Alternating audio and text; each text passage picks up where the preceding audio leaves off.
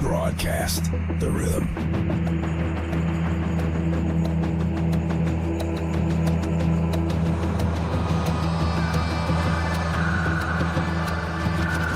Go live, Vegas on the screen, feeling the flow, so pristine. Boom, as the beats align, electric dreams, they intertwine.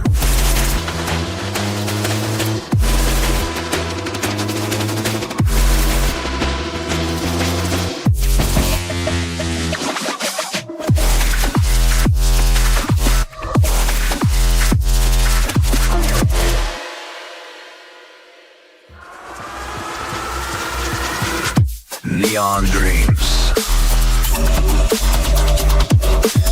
in the digital stream.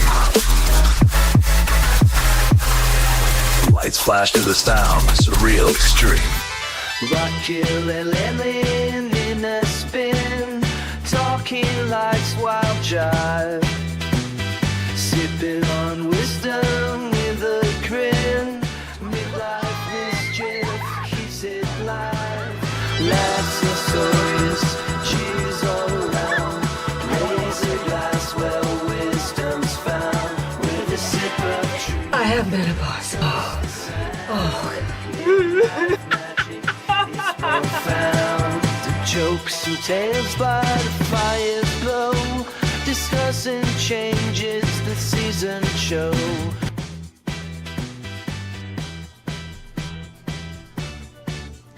Hello, hello, hello, hello. Oh, look. I'm on the app. Look. I'm on the app. It's never worked for me before. It's never connected. What?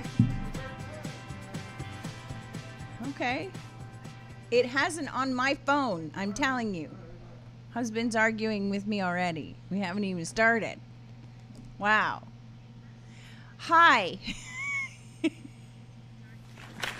Hi, Lynn. I am Raquel Kearney-Ellicus. That is Lynn Dula, and you have either on purpose or accidentally stumbled upon Midlife Mischief. Welcome. Before we get started, I am not a medical professional. I know I have to say this because we have had people ask me for advice on medical things, and I can't give it to you because I am not a medical professional. Lynn is not a medical professional. This is not where you come to for medical advice. This is where you come if you want to have a talk or listen to us talk about life during perimenopause, menopause, and all of the wonderful things and bullshit that comes with it, basically. Lynn, hi. Hey. You're running late. I'm throwing you under the bus. Yeah. Everything okay? Y'all good? Yeah. It's just one of those days I lost track of time. I was on a call with the client and it went a little longer than I thought. And I looked up, I had 5 minutes and she was still talking. I was like, oh, I gotta go. Stop talking. Gotta go. Just so people know, because I did have somebody ask me the other day, we are not actually located in the same place. We're not even close to the same place. No. I'm in Las Vegas, and Lynn, you're in Chesapeake, yes? Yeah, Virginia. Yeah, you're all the way, way over there where all the trouble is happening. Over there. Yes. I'm Look, in down the street from the White House. See, I'd like to think that I'm in Sin City, but I don't know if that actually applies anymore. I think maybe you might be closer to Sin City than I am. I feel like I am. How I am 15 minutes from Langley. Okay. And I know where that is because I actually have been over on that side of the country, but where is that for people who don't know? Well, Langley is in Hampton, Virginia, so I am 15 minutes from Hampton. Okay. Yeah. Okay, so you're actually 3 hours ahead. So I haven't even Yes. made dinner yet, and you're already cleaning up dinner and getting ready for bed. Yes. Yeah. Well, yeah. Supposedly. So, well, you're supposed to be. It's Yeah. dark here. It's dark. It's Yeah. not dark here yet, not yet. But I do have the outside on a camera up there, so I'll let you know when it gets dark. How was your week? Busy. Really? A little, yeah, it was busy. We had quite a few things going on this week, and of course, you know, the girl is keeping me busy with all of her practices and rehearsals and appointments. Her calendar is more full than mine is, to be honest with you. It's really insane.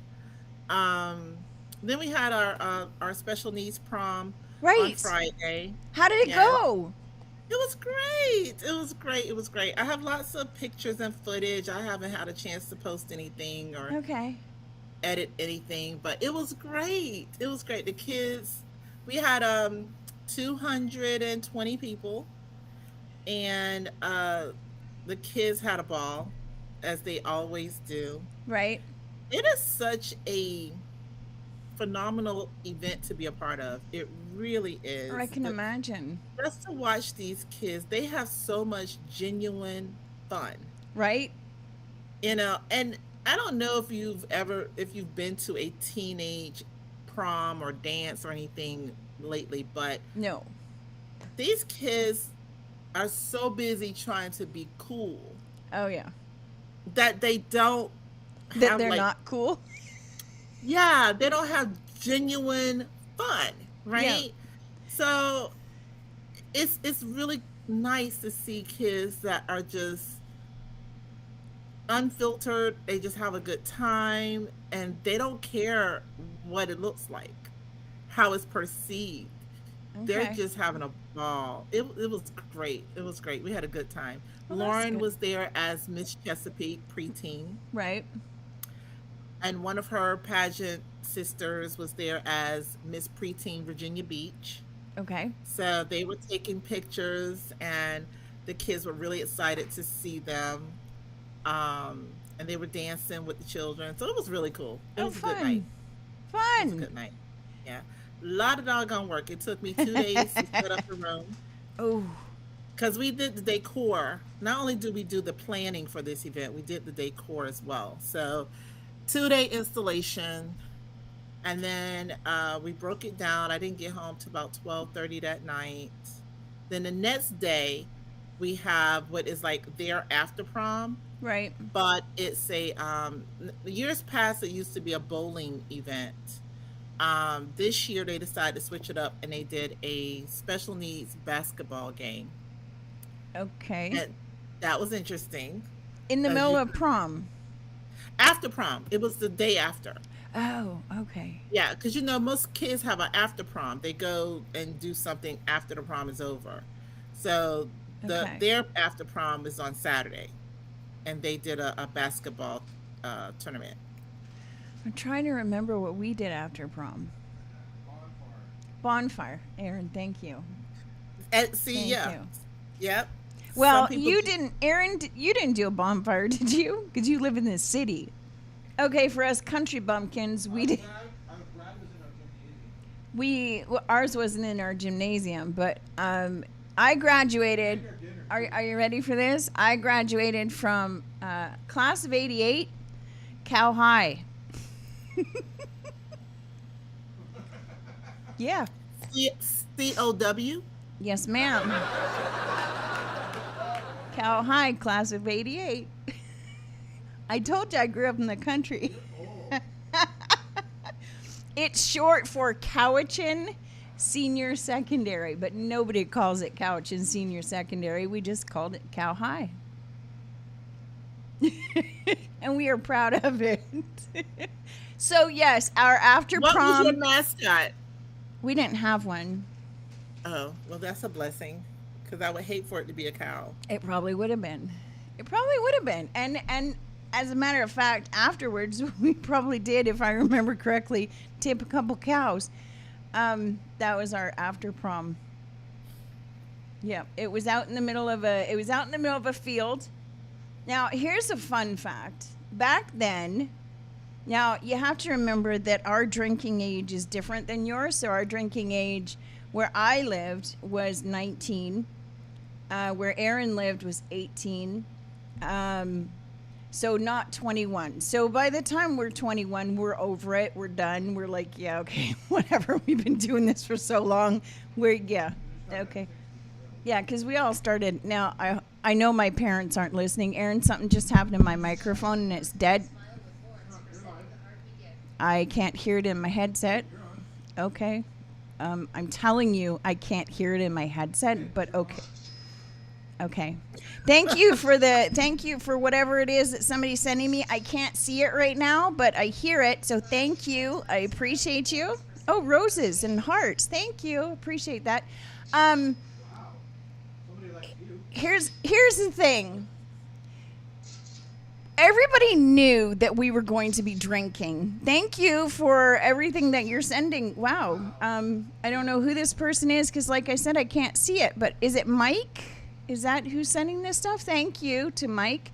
Everybody knew we were going to be drinking because when you're graduating, you're almost 18 or you are 18 and the legal age is 19, then it's inevitable, right? So what happened is the police department and the fire department and the ambulance and basically all the first responders all volunteered to drive us to the bonfire, the field where the bonfire was, and they rotated. So every half an hour, there was somebody there to take you home if you wanted to go home early or if you weren't feeling well or if you were too inebriated. So nobody drove home.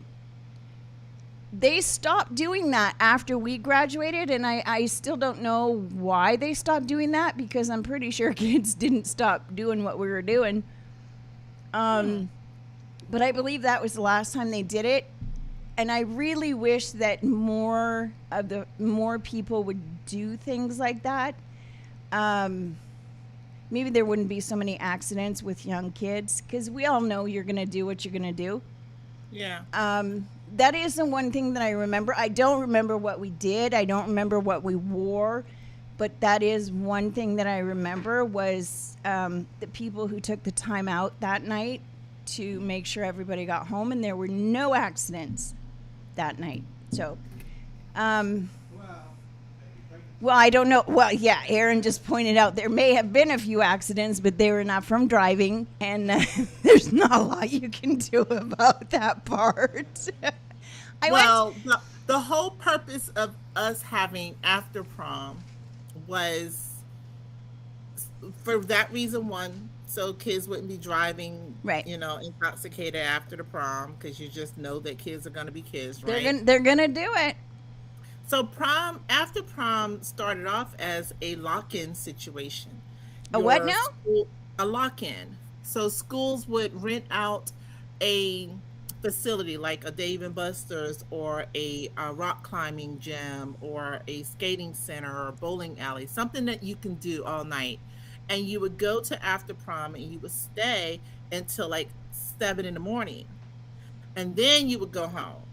Okay. So it was a, dry, because you didn't have any alcohol being served. It had chaperones there, of course. But this was a place where the kids can just hang out after prom, continue to be with their friends, and continue the celebration. Okay. That's what after prom traditionally has always been. Just a safe haven, right? Okay. And also to keep you out of the hotel rooms after prom. Because, okay, that was the epidemic back in the day. Like I said, I'm pretty sure there were some accidents, but they were not of the drinking kind. So there's not a lot you can do. No. So that was one way of fun. Parents knowing that their kids were going to after prom and they would get checked in and they weren't, at the Hojo or the Super 8. They were where they were supposed to be being chaperoned. Okay. But now after proms have kind of dwindled a bit. The schools don't do it anymore. Mine. I don't remember my kids doing it.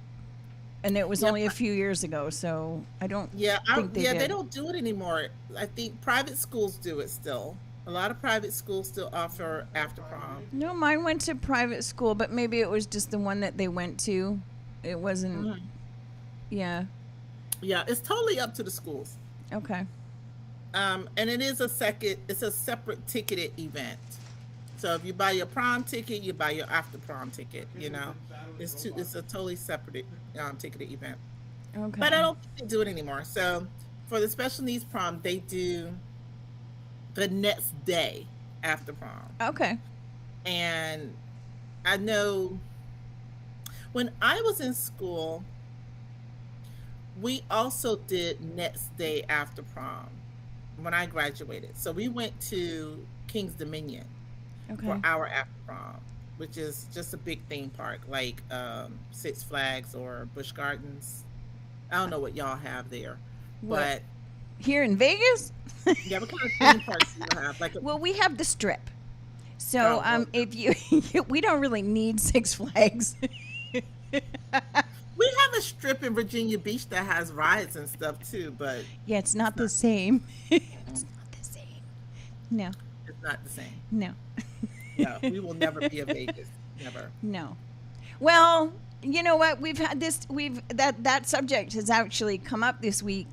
It's turning into. It's no longer the Vegas that it used to be. It's turned into more of a sports kind of town. They're actually building right now. They tore down one of the hotels, casinos, and they're putting up a baseball stadium. A couple years ago, they put up the Indy 500, and that takes up that's an eyesore that takes up a great big space because they leak. Loud? Well, we can hear it from our house, but I live in the city. So if you're not in the city and you're in one of the suburbs, then I guess no. It's not the noise so much as the diversion of traffic, because it does shut everything down around the Strip. And what people don't realize is when you live here, you don't live on the Strip. I know that's kind of shocking because we have been asked what hotel we live in. We do not live in a hotel. Yeah, they do. Yeah. But on either side and all around the Strip, there are suburbs, and there is a separate city of Las Vegas that is not it. The Strip is not in the city of Las Vegas. It's in a township called Paradise. So it's two different places and if you go to Fremont Street, which people who have been here many times will know Fremont Street, that's closer to downtown. You're actually in downtown when you're on Fremont Street. Yeah, and we're about 5 minutes driving to that part of the city. We can see the Strip from our house.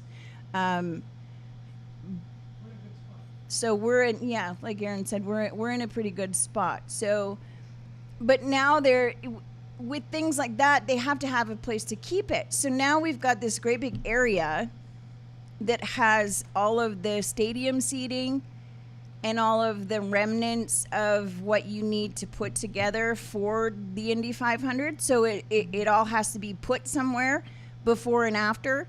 And that just happens to be like a big vacant lot that's right near the Strip. So if you're on holiday, you don't necessarily see it. But if you live here, when they shut down things like that for the Indy 500, it just plays havoc with everybody's lives who live here because Formula One, sorry, it's not Indy 500, Formula One, my bad.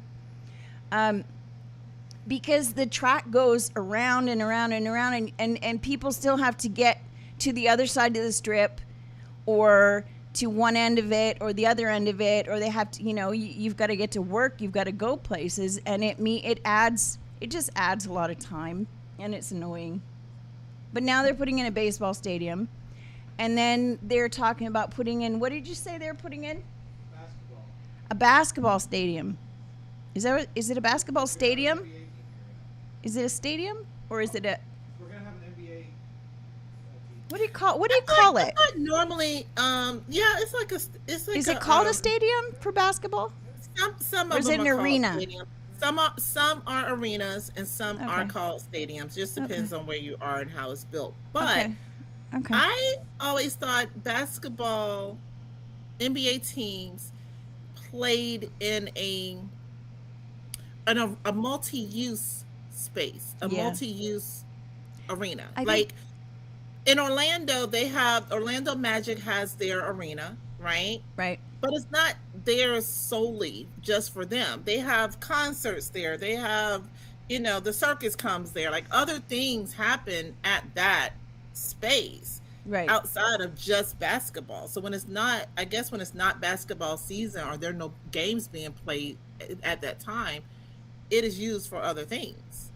Yeah, which I'm assuming that's what they're going to do, but it will be its own standalone basketball So arena. y'all don't have anything there like that at all currently. Well, we have Allegiant Stadium, which is for football, and then we have and they do concerts when there's no football. They do concerts there. Then we have the T-Mobile Arena, which is where we have hockey. And now they're building the baseball stadium. They have the Formula One area for the racing, and now they're building a separate area for basketball, and there's golf courses everywhere. So it's gone from being an entertainment place to being a sports town. So Well, I mean, it's still entertainment. It's just a different type. So I'm assuming that they are getting away from the focus being on casinos no, and trying to expand the focus to other things. Is that it? no. They're expanding the sports betting, but no. The biggest difference is going to be the people that are here. The way I can explain it the best is now when you go out to dinner, when you get dressed up to go out to the strip for dinner, if that's what you want to do, instead of going to a restaurant and seeing other people all dressed up, because it is a place where you can get completely dressed up to the nines and go for dinner. But now, and then you go to a show, but now you're going to a game afterwards. So if you're dressed to the nines and you're all fancy and everything, you're going to be in a restaurant eating with people who are wearing, sports jerseys and baseball hats. So it's a little bit different, but I guess they're trying to figure out a way to mix everybody in together. And it's just one crowd is very rowdy. The other one is, not, basically. Is that a good way to explain it? I don't know. I'm not a sports person. I'd rather go to a show. But that's my opinion. That's just my opinion. I'm sure I don't know. It's just changing, and I guess you have to with the economy and trying to make money, and everything is different since COVID. The entertainers are not coming back, or they don't want them back. I don't know what the reason is. Nobody's ever actually explained it to us. They've just said this is what we're doing. We don't know why. So, anyway, what else did you do this week? Nothing? Outside of work, I mean, work and Just Lauren work? is my life right now. No, I feel bad for your husband and your other I kids. mean, yeah, they get in where they fit in. It's like They got to I tag have in somewhere. they have to tag in. They have to tag in. My youngest get is it. really driving me crazy though. He's I have no words. He's a lot. He's a lot. Really? Yeah, Oh, okay. Well, he's a lot. And it's not the that smile on your face. Just it's not like he does anything bad. It's not that he does anything bad. He's just a lot. Yeah.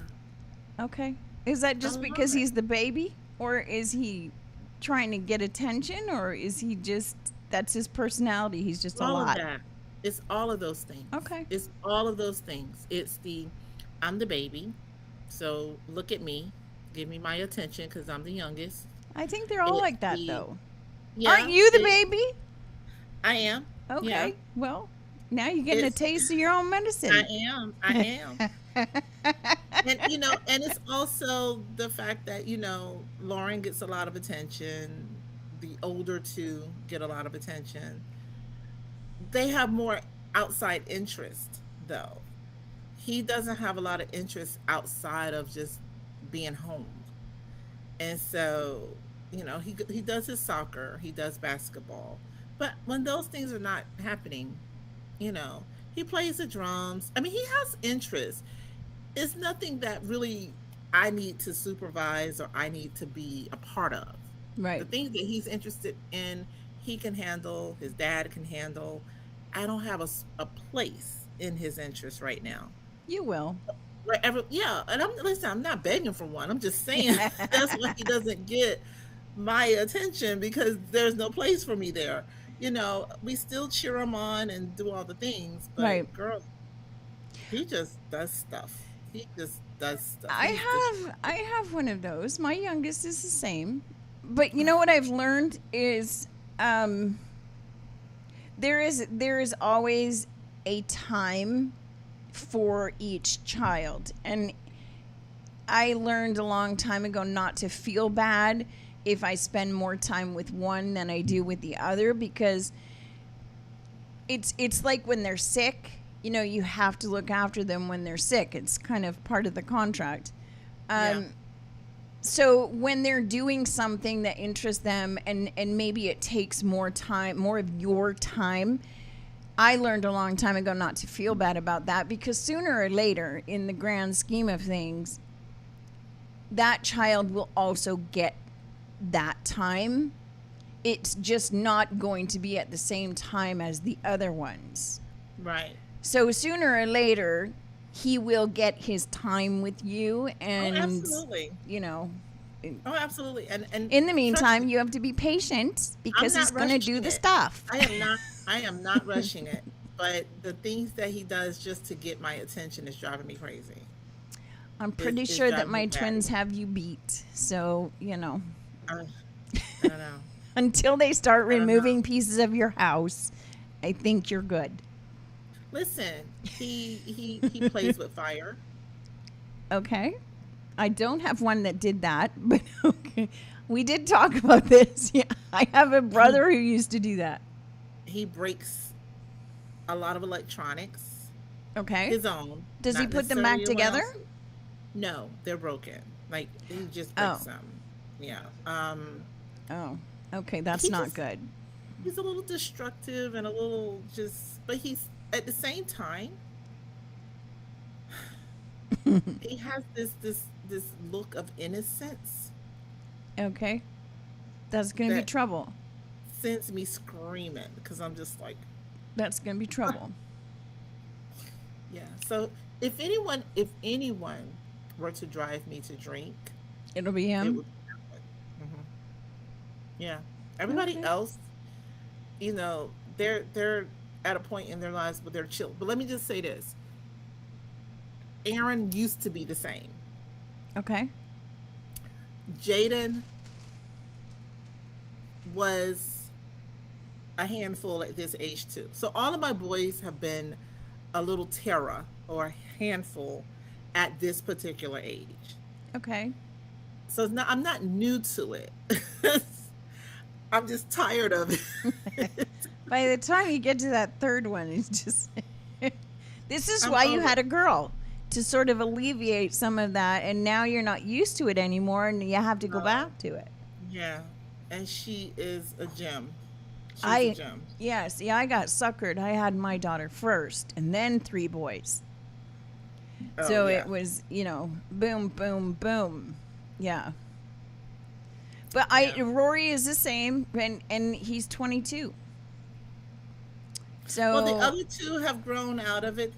goodness, they are now very settled in, And so is Rory, but I'm telling you, when they get into trouble, that smile that you're talking about and the blinking and that look that they've done something they shouldn't have done. They know they've done something they shouldn't have done, but they use that smile and that blinking because they know that's your weakness and that's where they'll get you. So you need to figure that out. Otherwise, you're going to be screwed. Because one of the three of them is going to hang on to that and bring it back. No, it'll be him. It'll be him. Bring it back. It'll be him. Yeah, it's usually the baby. Yeah. Yeah. It'll be him. I know it will. Yep. I'm just. So you just have to put your blinders on and not pay attention now. Get used to it now. Do not pay attention to that smile and all the sweetness that comes when he gets into mischief, or you're gonna be in trouble. But what's funny? Every time he gets in like real trouble, anyone who has met him or knows him, they're like, "No, not him." Yeah. And I'm like, "Yeah, him. And they're like, "No, really?" Like they don't believe that this child can get into any mischief. Oh, I believe you. I call him Dennis the Menace. I call him Dennis the Menace. He's my personal Dennis the Menace. Okay. And you know how Dennis would go over and be like, "Oh, gee willikers." Yep. Did that really happen? Oh, I'm so sorry. Oops. I'm sorry. Oops. Yeah.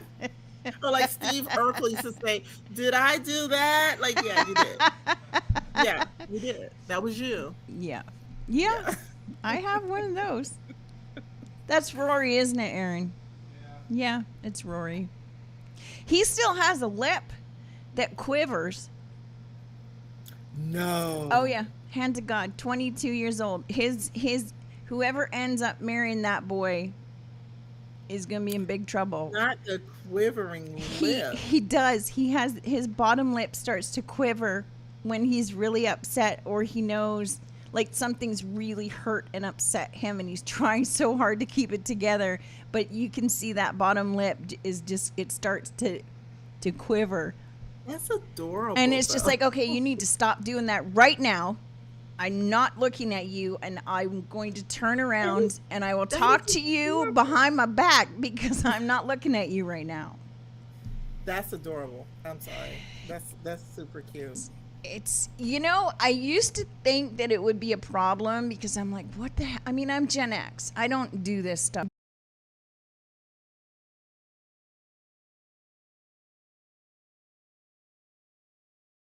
That emotional person, I have issues with it because I'm not used to it. I'm that, brush it off, you'll be fine, just suck it up, take a deep breath, you'll be fine, count to 10. So when I have a 22-year-old that's standing there in front of me with the lip quivering, I'm like, I don't know what to do with this. I don't know whether I should hug you or slap you because you can't do that. I don't know what to do with you. Like I stop it. It's like he's crying and I'm a dude and he's a girl and he's crying. I don't know what to do with it. It's terrible. Your volume's out, Lynn. Lynn's volume's out. I can't hear you. What happened? Aaron? I didn't touch anything. My hands are up. Nope, Lynn didn't do anything. She was just talking, so it's on our end, I think. There you are. Are you back? Yeah, did he reset me? Aaron just reset you. Yeah. Okay, what? He reset you. You glitched. We are the queens of technical difficulties. Well, I don't do anything. I'm not got nothing. I don't know that we've ever had a show that did not have some technical difficulty. And you know what's funny is it's because we're doing this live. I don't think people understand how sometimes difficult it is to do something live and have it flawless because it is pretty tricky to do. Mm-hmm. And I actually think that you and I are pretty good at just keeping on. We just keep going. We could have things falling off the walls and probably still keep going. There have been people who are not used to that, and they will have a meltdown if something starts going wrong and they're doing it live. So we actually, before we start doing a podcast with somebody, have to explain to them, like, are you sure you want to go live? Like, I don't recommend going live until you've done it a couple of times and you find your rhythm and you know what you're doing, because if something goes wrong, we're not going to stop it. We're just going to keep going. Yeah. And we're, like Aaron said, we're probably going to embrace it and just go with it. Like, it doesn't matter. I think we laugh our way through most of it. We just I think that's just my life. There's nothing you can do. I think I've often thought, it would be really nice to have one of those 9 to 5 weekends off, go on a holiday in the summer for 2 weeks and in the winter for 2 weeks, go skiing, and just have everything so incredibly predictable, and just the safety of that, I think, might be good. Do you ever wonder if that would work for you? I don't think it would work for me. No. I think I would be so bored. I would be. Like, the predictability would drive me insane. And I'm not saying for anybody who's watching who has that 9 to 5, Monday to Friday, weekends off kind of thing, God bless. I have a lot of respect for people who can do that, because it's not for me. I think maybe my kids would like that, because they've seen what we've had to go through sometimes. And when you freelance, there's nothing predictable about freelancing. You cannot you can't count on anything a lot of the time. You just got to wing it. And I think that's probably why. Yeah. Yeah. But I've been like that since, I think I've been like that my whole life. I'm the one kid, you could ask my parents and they'll tell you, well, we're not surprised.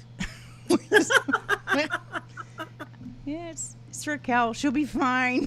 She'll be fine. I mean, in my line of work, I'm used to winging it. Like, well, you have to, right? That happens all the time. People pass out at the altar when someone is getting married and they lock their knees and they haven't had anything to eat that morning. Next thing you know, they're falling like timber. And you just got to keep the show going. You just get them out the way and keep on going, Rev. We're on a time schedule. We got to we'll take care of this over here. It's not.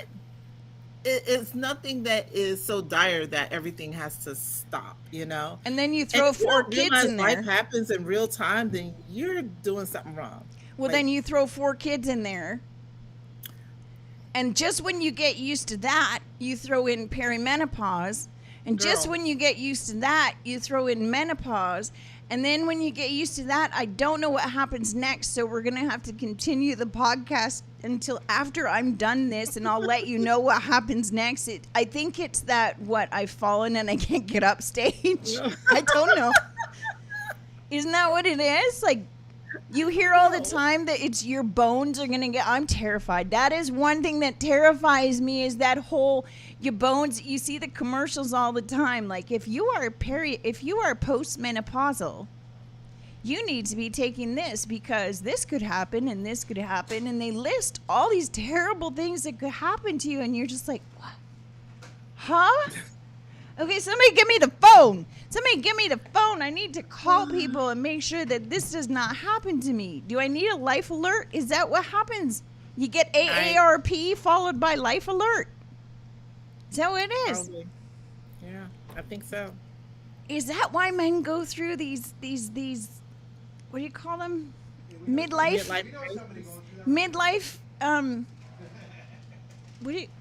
oh my God, the words. Midlife crisis. Hi, dog mom. We actually have a friend who's going through a midlife crisis right now, but he doesn't realize he is, and it's just funny. It is funny. How does he not realize he's going through it? He just doesn't think that, he thinks it's totally normal. Like, for me, I'm sorry, but if a man is getting Botox, dude, either one of two things is happening. Either one, you're having an affair and your wife needs to pay more attention because you got Botox, and that would be a red flag to me.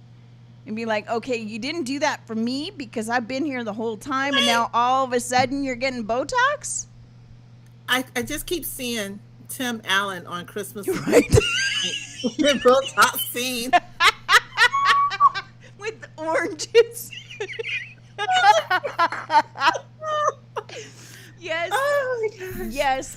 Oh, Yes. I know. that is hilarious. That is- That was the funniest scene in that movie. I Christmas swear. with the Cranks. Christmas with the Cranks. Oh my gosh. I didn't realize men were getting Botox like that though, really. I didn't either, but apparently they do. Okay, if you're coloring your hair, you're getting Botox, you're getting liposuction. And you've changed, you're losing weight, you're changing the way you dress, you buy a new Men car. are doing this? Yes. And I know this person. So if this person is watching, which is possible he is, you want to call in and explain to us why you're doing this? You want to defend yourself? Because otherwise I'm just going to keep laughing.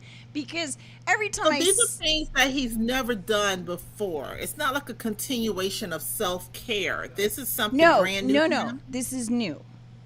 Yeah. Well. We've known him for years. This is new. He says And his he's wife married? told him too. I'm like, okay. Well, that would be my conversation No. with her. It's like, are you making him feel like he needs to do these things? Because what is she like? Is she like a gym rat? Is she like, bodacious Barbie? What are we looking at? Like, what's the dynamics here? I think she's overworked and a little bit frazzled. But she Does she does. look it? She sometimes, yes, unfortunately. So when your wife walks in the room and she looks like she needs a sleep and a vacation, but then the husband walks in right behind her and he looks all fresh and he's wearing nice fancy clothes and he's just had his face all redone, there is an issue. I am sorry. I don't know the information. I don't have any personal tea to spill, because it's not my business, but I'm saying people are talking. It's a small town, and this is what's happening. I have a real-time soap opera going on over there. It's ridiculous. Did you go through, when you turned 50, did you have a problem with it? Did you have a meltdown? Did you do anything that was a little bit crazy, like your kids said, Okay, what are you first of doing, all, Mom? Let me say this. I didn't have any time for that. Okay. I don't have time in my life to be For a concerned midlife crisis. about that. Right. Like, I I don't don't have time either. I have no time for it. Okay. So, no, like, I could care less what people consider I should look like or what I should be Okay. wearing. I wear what's comfortable, what's easy, what's accessible, Okay. what is going to get me through my day. I don't have time for high heels and a full face of makeup and all that stuff. It's hot outside. I am not going to put on a full face of Amen, makeup sister. and be melting like the Wicked Witch. I'm not doing it. So, and I know there are a lot of women that do. They get up, to crack an ass in the morning, and they're going to put on the fake eyelashes. They spend 2 hours putting on a face. Baby, you're going to get the face that God gave me, and we're going to deal with it together. Because Right. I'm not doing all the extra, right? That's yeah. But I don't consider that a midlife crisis or anything. Like, I know women. Now, this is one thing I have seen lately. Quite a few of my girlfriends that are in my age range are losing weight Okay. massively. I'm like, pubescent weight loss. Like, you Oh. look like you were back in high school. Like, girl, what are you doing? Okay. Yeah. Now that is the thing. Now, if that's considered midlife crisis, but one thing they all have in common, they're single. Okay. Okay. Every last one of them are over 50 and single. Okay. So, is there a correlation there? Are the single people trying to, get that physical overhaul so that they can attract someone else? Because trust me, if I ever become single, I will never try to attract anybody or anything else ever No. again. No. I Never. did that in my 20s. I haven't had to do it since, and I'm not going to. No. You're preaching to the choir over here. Listen, I turned 50 right smack, I think maybe, March was the shutdown for COVID, was March. And I turned 50 in May. So I couldn't have had a party or done any of that stuff if I wanted to. I had no interest in any of that stuff. It didn't affect me. I didn't have time. It's the same as you. I didn't have time to sit down and think, oh my God, I'm getting old. Yeah. I just turned 56. I don't really care. I'm not one of those people that lies about it, but I do know women who lie about their age in 2026. Like, what the hell is wrong with you? I'm like, girl, we were in school together. What are you talking about? You're 45. No, you're not. You're Right? 40 lie. Right? I'm like, no, you're a 40 lie. You're not 45. What are we doing? Right? Like, you're really older than me. You came out of school before I did. What are you talking about? I don't understand. To me, I think, well, okay. I didn't have a problem turning 40. I know a lot of women who did. I didn't either.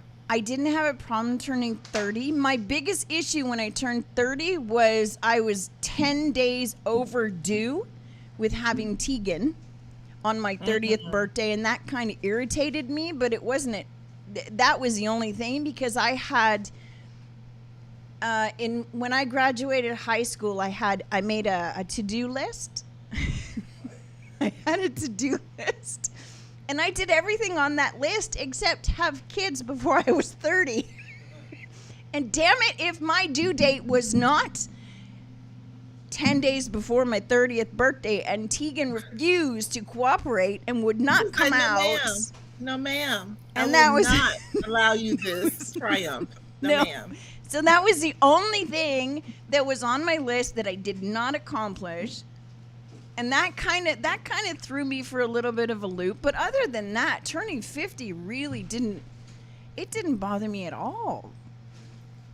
I don't understand what the problem is.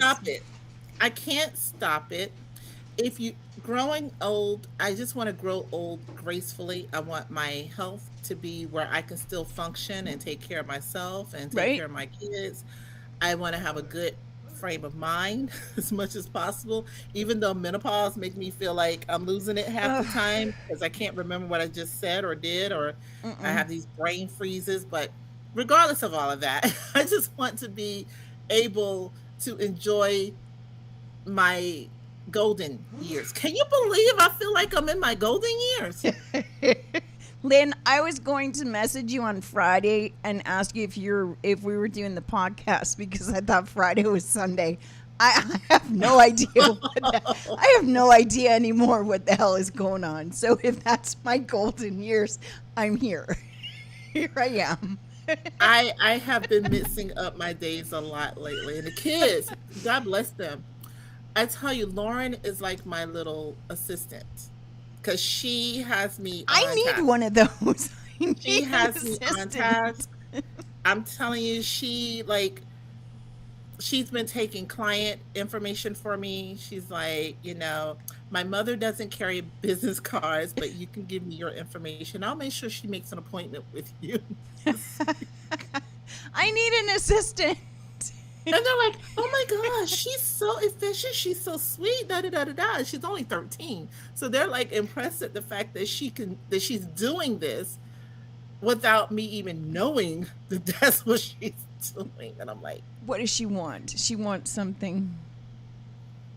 More than likely, yeah. Yeah, I'm She not. wants to Yeah, get she paid for wants her something. services. Yep. She's a little entrepreneur. So She's any kind of way that auditioning. she can get a check, she is going to get a check, and She is. she will send you. Yep. She will invoice you, honey. She She's will send you- auditioning. But Mom, She'll I've see already that proved cash that app. I could do it. See, I did all of these things for you. Now, Yeah. I think I'm qualified. But you know what? I need an assistant. Me too. Well, I take that back. I have an assistant. I need a personal assistant. That's what I need. Someone to keep my life in order because I forget. You should see my dry erase board in my. It is like Imagine. I have so many appointments, so many schedules. Everybody has a section for all their schedule, all their appointments, all their things. It is crazy. And if you Yeah. look at it, Been there. Yeah. I spend 80% of my time in the car every day. Okay. Always gone. Sundays used to be my day that I didn't go anywhere. I could just kind of relax and, get things done. Not anymore. No. Nope. No, we have modeling fashion show rehearsal I on tried. a Sunday. I tried that though. I tried to book off, and Aaron and I sat down and we had a meeting. We had a meeting where we sat down, and we went through everything that we need to get done and everything that we need. And I said, look, we need to take 2 days a week. Everybody else in the entire world gets 2 days or at least 1 day off to do things. Like, we need to do things. We need to go to the bank. We need to go grocery shopping. We need to pick things up. There are just things, errands we need to do. We tried to book 2 days in a row where there was nothing. We now are at the point where we may get a few hours. And Yeah. even that, there's been a lot of times where we'll get in the car and we'll go, and we're just going to lunch because we want to get away from the kids. We want to go and just get out and take a break from everything because Aaron's been working on this app.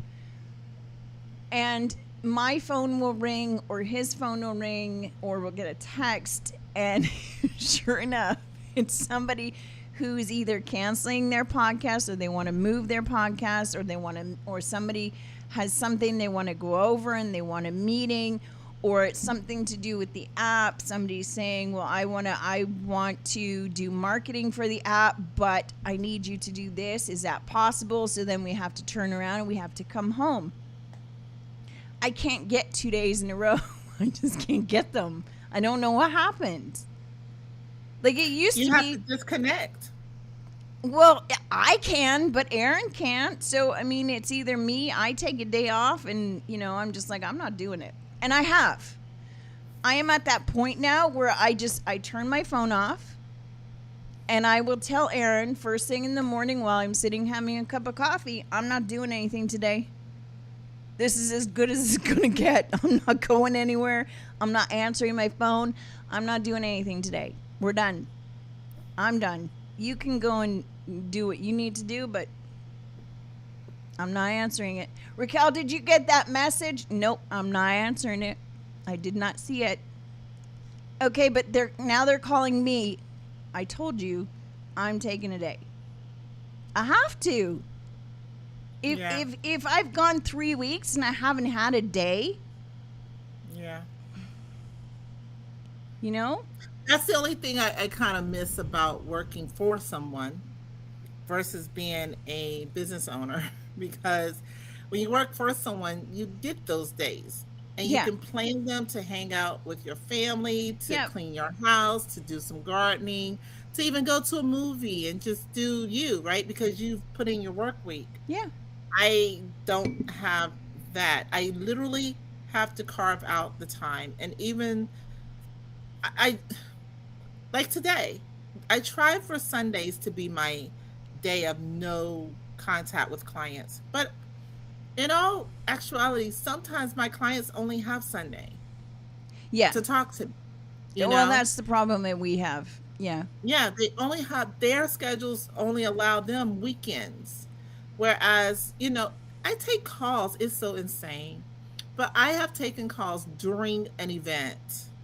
At an event, taking a call for another event. And it's Right. like, Yeah, we've but done that. you have to do what you have to do, and it's unfortunate, but no, now listen, I did go to sleep yesterday in the middle of the day.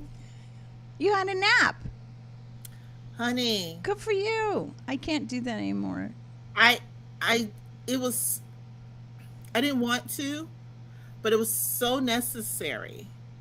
You gotta lie And I down was like, before you fall down. Yeah. yeah, so I said I'm going to do Been it. there. And this is one thing I can't say. My husband appreciates when he sees me sleeping. Like he likes to see me take naps because I'm constantly going, Yeah. right?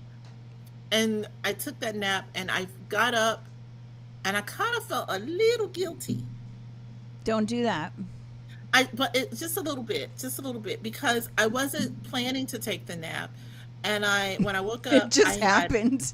it just happened. I sat down I wasn't planned. It and was I totally innocent. It passed just out, happened. literally.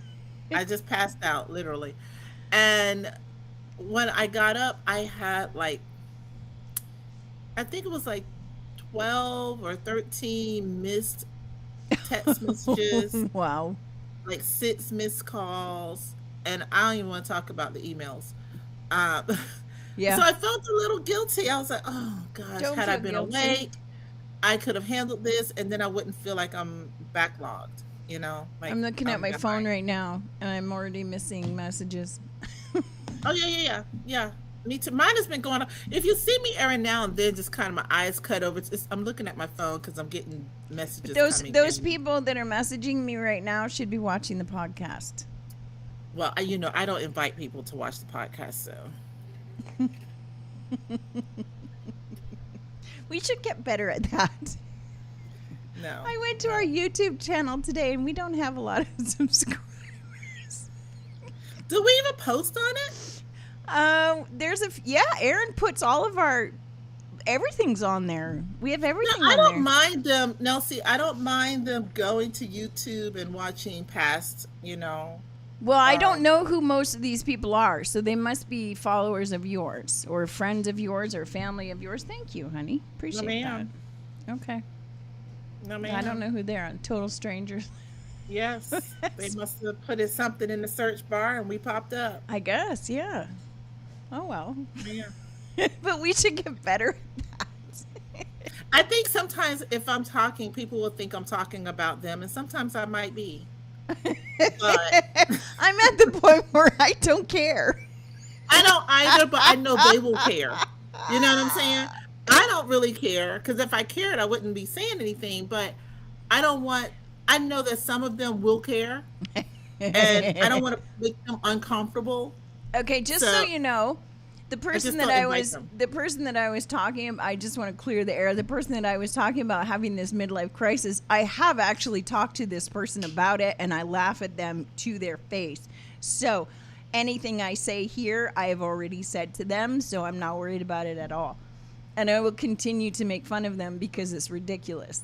It really is. It's really ridiculous. Did your husband go through an issue? No, my husband always is an issue. He don't have a point where he just goes through something. No, he's no. He still skateboards like Okay. he's in his 20s. Okay. He's still when the kids go to like little, theme parks and stuff. He's the first one to jump on the rides and Okay. do all And the- he's always still- been like that? always, always. Nothing has changed for him. When he settles down and stops engaging in those like sports, extreme sports and stuff, snowboarding and all that, Yep. then I'll probably say he's getting old because he will not. He rides we have like a little electric scooter thing. He rides it through the neighborhood. We have a dome buggy. He gets on that and rides around.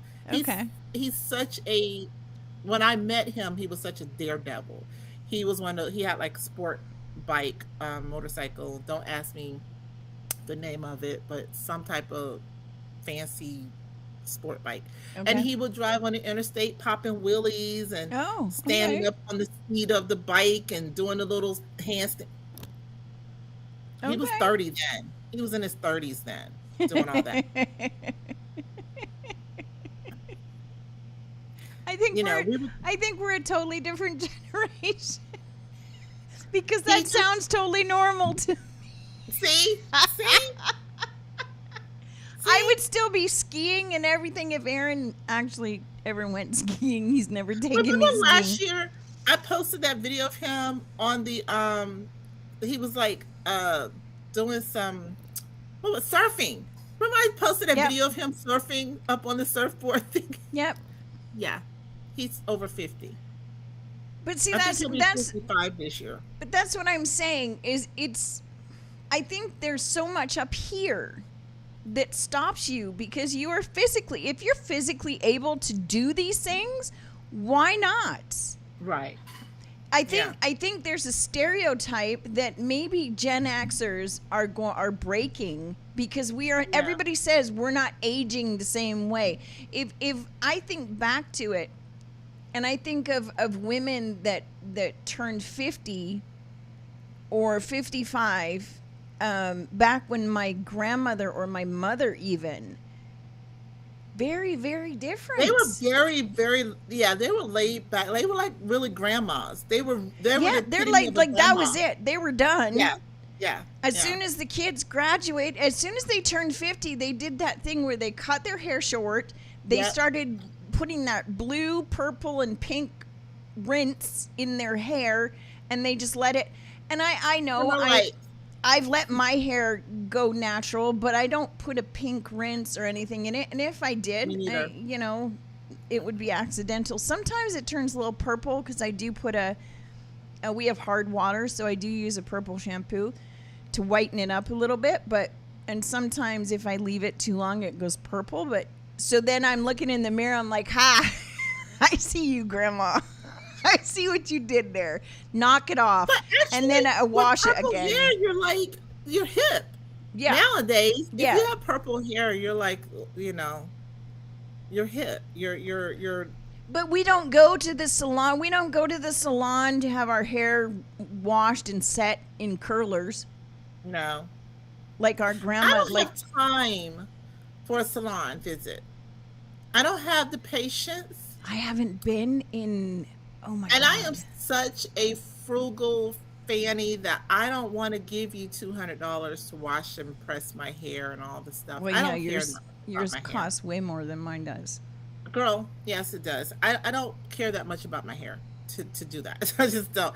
I can wear braids forever. I can wrap my hair up forever. I just don't like doing my hair. Ugh, no. So this week, whenever I had a meeting or an I appointment, mean, hello. the night before, Hello. I put rollers in my head. Okay. You still Lauren do comes- rollers? Yeah, Lauren. I comes do and she's like, too. I love rollers. It's easier because you don't have to do anything. She asked me what they were. Do you remember It going was to the pink roller. The pink rollers that have the little clampy thing that goes over it. It has the spikes in it. Okay, yes, I do know those. You roll it, it has the clamp thing. Okay, that's what I had in my head. She was like, what are those? I have And hot was like, rollers. Ooh. I've graduated to hot rollers. Yes. Well, fancy. except that my hair's so long now, I can only use the really big ones, and I only have a Oh. few of those, so I've got to upgrade that. But for me, putting those in a set of hot rollers, I just put them on and just leave it for the day if I'm not going anywhere.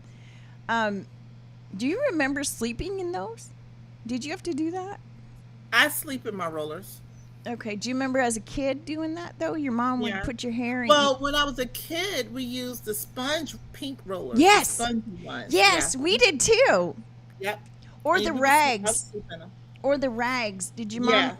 Yep, the rags. Yep. But girl, the only time I remember really sleeping in mine was like either right before picture day Yep. or right before Easter Sunday. A holiday. The night before Yeah. Easter, everybody had those rollers in their head. Your Yeah. mama did your hair on Saturday, and it better look the same way on Sunday when you get home. And mine never did. My sisters always looked perfect. Perfect. But my sister, her childhood was spent sitting reading a book. Oh. Like that's all she did. She Yeah. read a lot.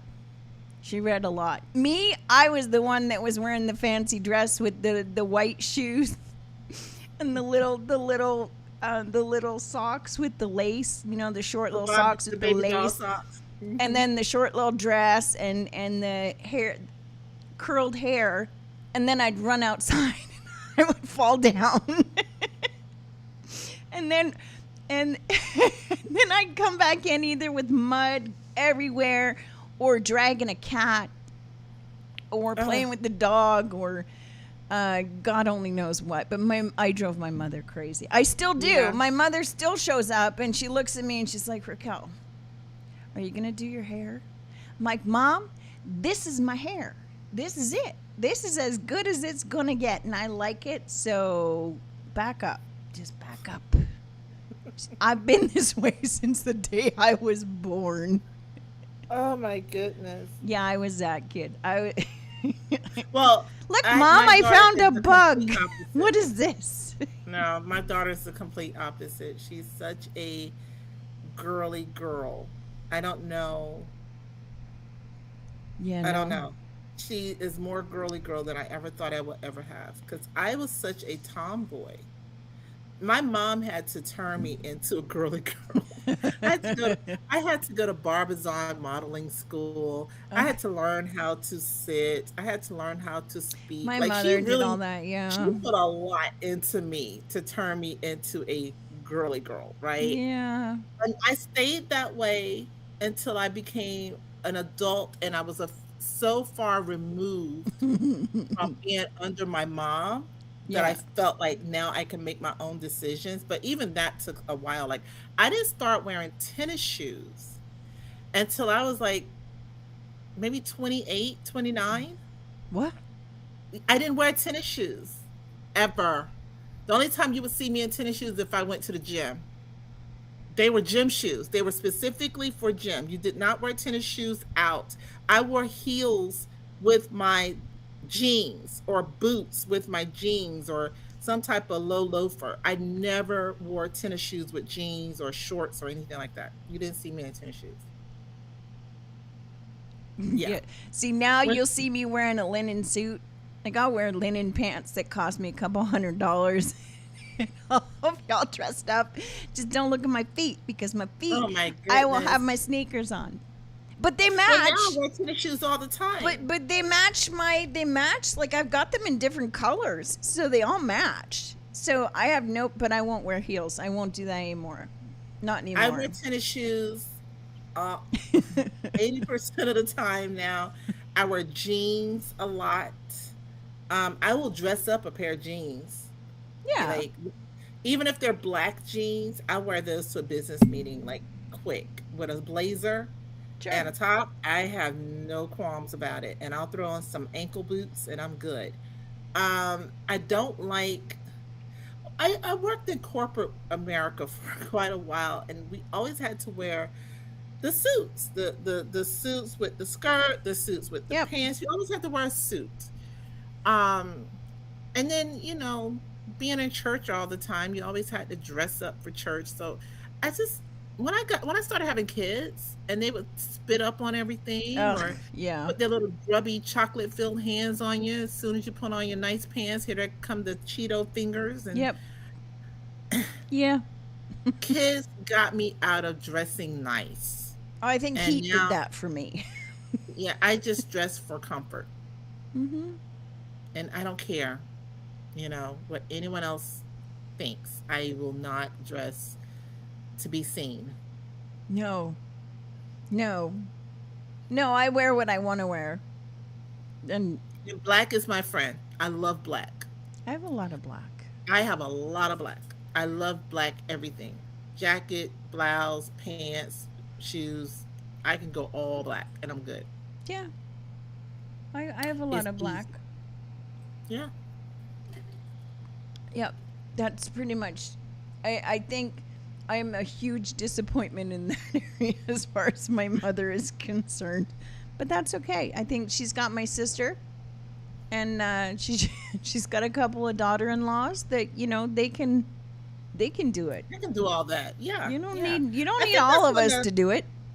No, right? That's one of the best things about I'm not being an a only girl. child. Don't put all the I'm a pressure girly on me. girl.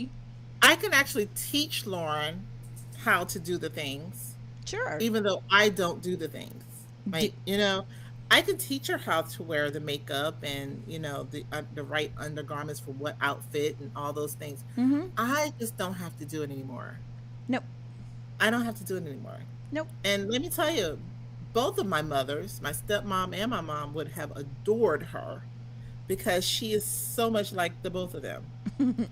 Just a girly girl. Just they love that kind of stuff. I think it's DNA. I really do. Yeah, it ain't had nothing to do with me. I tell you that. She skipped me. My mom is Yeah. all in that girl. Like my mother wore stiletto heels until she was 76. Damn. And the doctor told her, it's time to let them go. So then she went to like a wedgie type heel Okay. and she wore those. But honey, that lady can walk, dance, run, jump in a stiletto. Like she wore them all the time. All the time. Like she was such a girly girl. It was crazy. It was fun to watch her get dressed and all dolled up and But I think that's it. How old was your mother when she passed? 88. Okay, so she's around the same age as my dad, maybe a year or two older. I think my dad just turned 88. So my mother is 84. I don't think I remember seeing my mother wear a pair of jeans my entire life. I think she has one pair now, but she doesn't wear them very often. Yeah, my mom too. She only wore jeans. She'll wear few slacks or something like Yep. that. Never, ever seen my mother wear a pair of sweatpants. Ever. Never. She doesn't own them. No. Yoga Mine pants, never going to happen.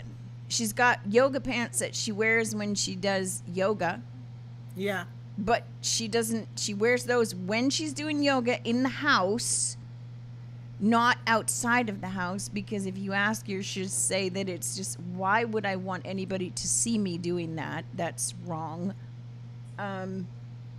So she never went to a gym. She never did any of that, but she was from that generation where the women did all their exercising at home and, sweating with the oldies with Richard Simmons and all that, Jane Fonda and crap.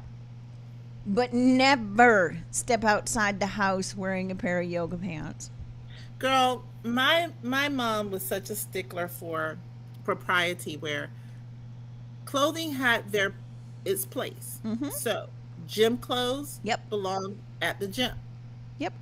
As long as you're exercising or doing something that requires that particular type of outfit, go ahead. But you should change. If you go to the gym, you change at the gym into your streetwear. Exactly. You don't leave the gym in Exactly. street clothes. Yes. And I mean, she was just like that with everything. She had gardening clothes, things that you wear out in the garden and cleaning up the yard and all that kind of stuff. You did not sit on your bed in your outdoor clothes. No. You make sure you change your clothes when you come in the house and you put something else on before you sit on See, the I bed. do all that though. That's kind of funny. I do that. I have all of my clothes are put in different sections. So I will change my clothes when I come home. If I'm going to the grocery store, I will change my clothes because what I wear in the house, I don't wear to the grocery store. If we have clients coming to the house, I have to ask Erin, do we have anybody coming here today? Because I need to know what to wear. Because I'm not going to wear what I would be in the kitchen cooking all day, sweating my ass off in, if I'm going to go into the studio.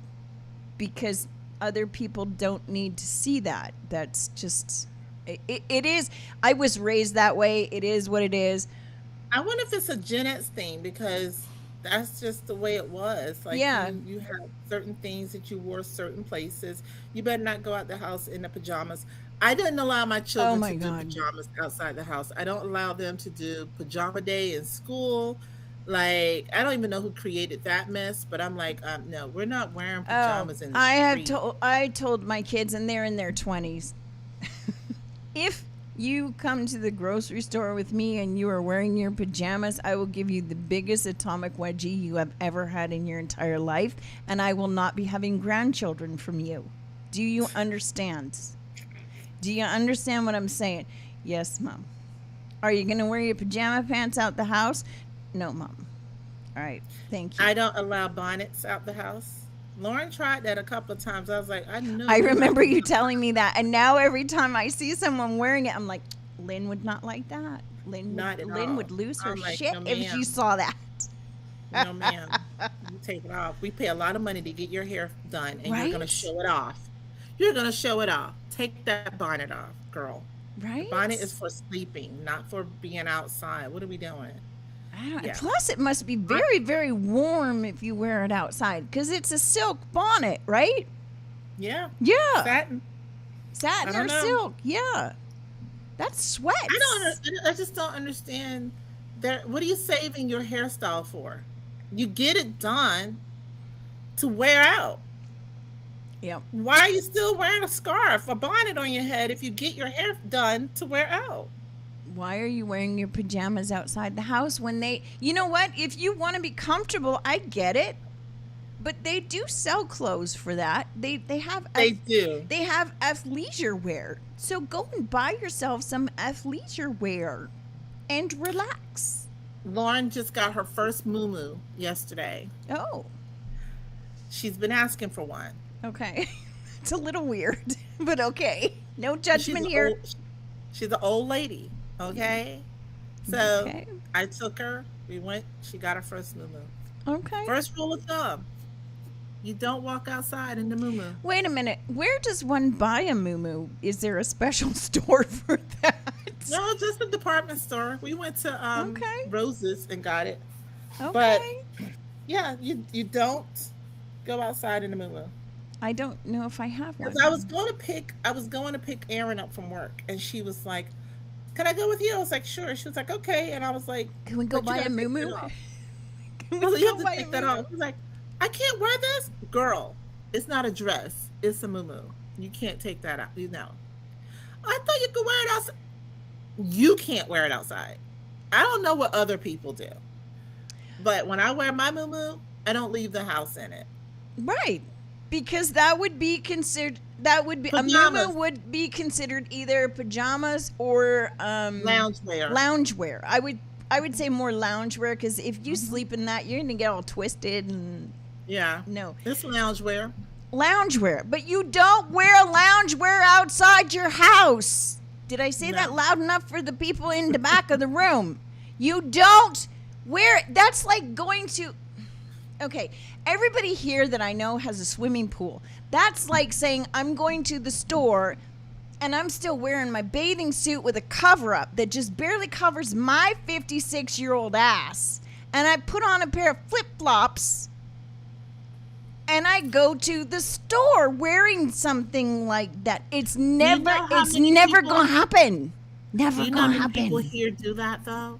And I think most of them are tourists when they come here because when you go down to our beaches, and you can tell when you're getting close to the beach, to the ocean front. Because all of a sudden you see people in Target, you see people at the gas station, you see people at McDonald's in their swimwear.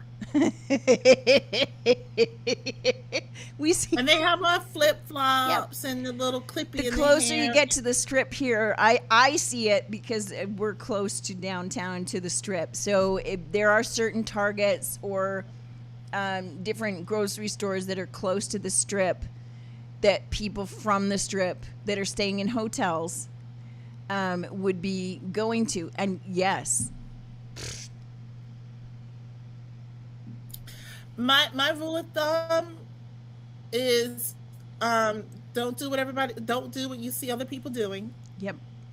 Do what you know to be correct. Mm-hmm. And I told Lauren, I said, you cannot walk around, even when we go places and she goes to the hotel, pool or whatever.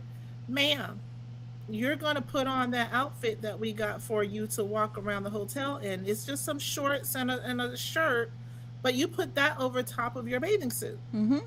Yeah. You're not walking around in no skimpy look. I don't care if it's a cover. Most of these cover ups now are sheer Yep. or it's like a net. Yeah. Yeah, what are you covering up? You're not covering up anything with that. Yep. No, no. I'm like, nope, that's not what we're doing. And if that's what you feel like you need to do, then you don't need to go to the pool Yep. or the beach. You're good. See, I don't even wear things like that here, and it's my own house because I have 3 boys. And nobody want to see their mama booty cheek. it could just, and again, it could be a Gen X thing. I don't know. It could be just the way I was raised, but even, I mean, even my pajamas, I'm always conscious of that because Yes. no, my boys don't need to see that. No, and they don't want to. And I don't think that It's they so do. uncomfortable for everybody involved. It's like, certain things, just because you can do, you shouldn't always do. Yeah. I mean, there will come, like if Aaron and I go away, which we do a lot, we go on our little road trips, I will overpack because there's a lot of things that if I'm in the hotel room with my husband, I will wear the pajamas that I can't wear when I'm at home. Does that make sense? Mm-hmm. Because I'm in the hotel room. Now, will I put a cover up on and walk through the hotel down to the pool? No. I'll put shorts on and a t-shirt because that's appropriate to me. Now, I can't speak for other people, and I'm not going to judge other people for what they want to do, but that's me. I'm judging. And that's how I raised my kids. Now, here's the funny thing. My boys now think that women who dress like that are a little on the trashy side because they look at their mom and that's what they expect women to be like. There's no such thing anymore as modesty. Yeah. It's like, and this is my thing, what I tell my daughter. Is that like, because we're getting old? Do you think we're getting no, old? No. People just getting raunchy. People are getting raunchy. I tell my daughter all the time, I'm like, listen, all women have boobs, a cooch, and a butt. Yep. Yours ain't no more special than the next girl's. So there's no point in you out here advertising what you have. A decent person, a decent man, already know what you got. He can size you up and you fully dressed in a big old potato sack. And he already know how much you got of everything. He's already he's using his imagination. You don't They're need to show it trained to to him. know. They understand it, and they can tell. Okay, you don't have to put it on display. Right. Like, because once you start doing that, then you're basically saying the highest bidder, I'm on the market, I'm for sale. Look at me. Which, you know what? If you're in your 20s, okay. But have you ever noticed that it's usually the women that shouldn't be doing it that are doing it? I tell all girls the same thing. I have nieces in their 30s. I have nieces in their 20s. My son's girlfriends, any young woman that I come in contact with, I am going to educate her on propriety and modesty. You don't have to do it because I am telling you, but you can't walk around and say nobody ever told me. I'm going to let you know if you look like you selling something. I'm going to let you know. If you stand outside on the corner, if I can't tell you apart from somebody that's out there marketing, you got a problem. You're not wearing the right outfit, baby. Change that, okay? We should know if you're for sale or if you're not. Yeah. Where is Robert when we need him? You know, I would love to hear his opinion on this.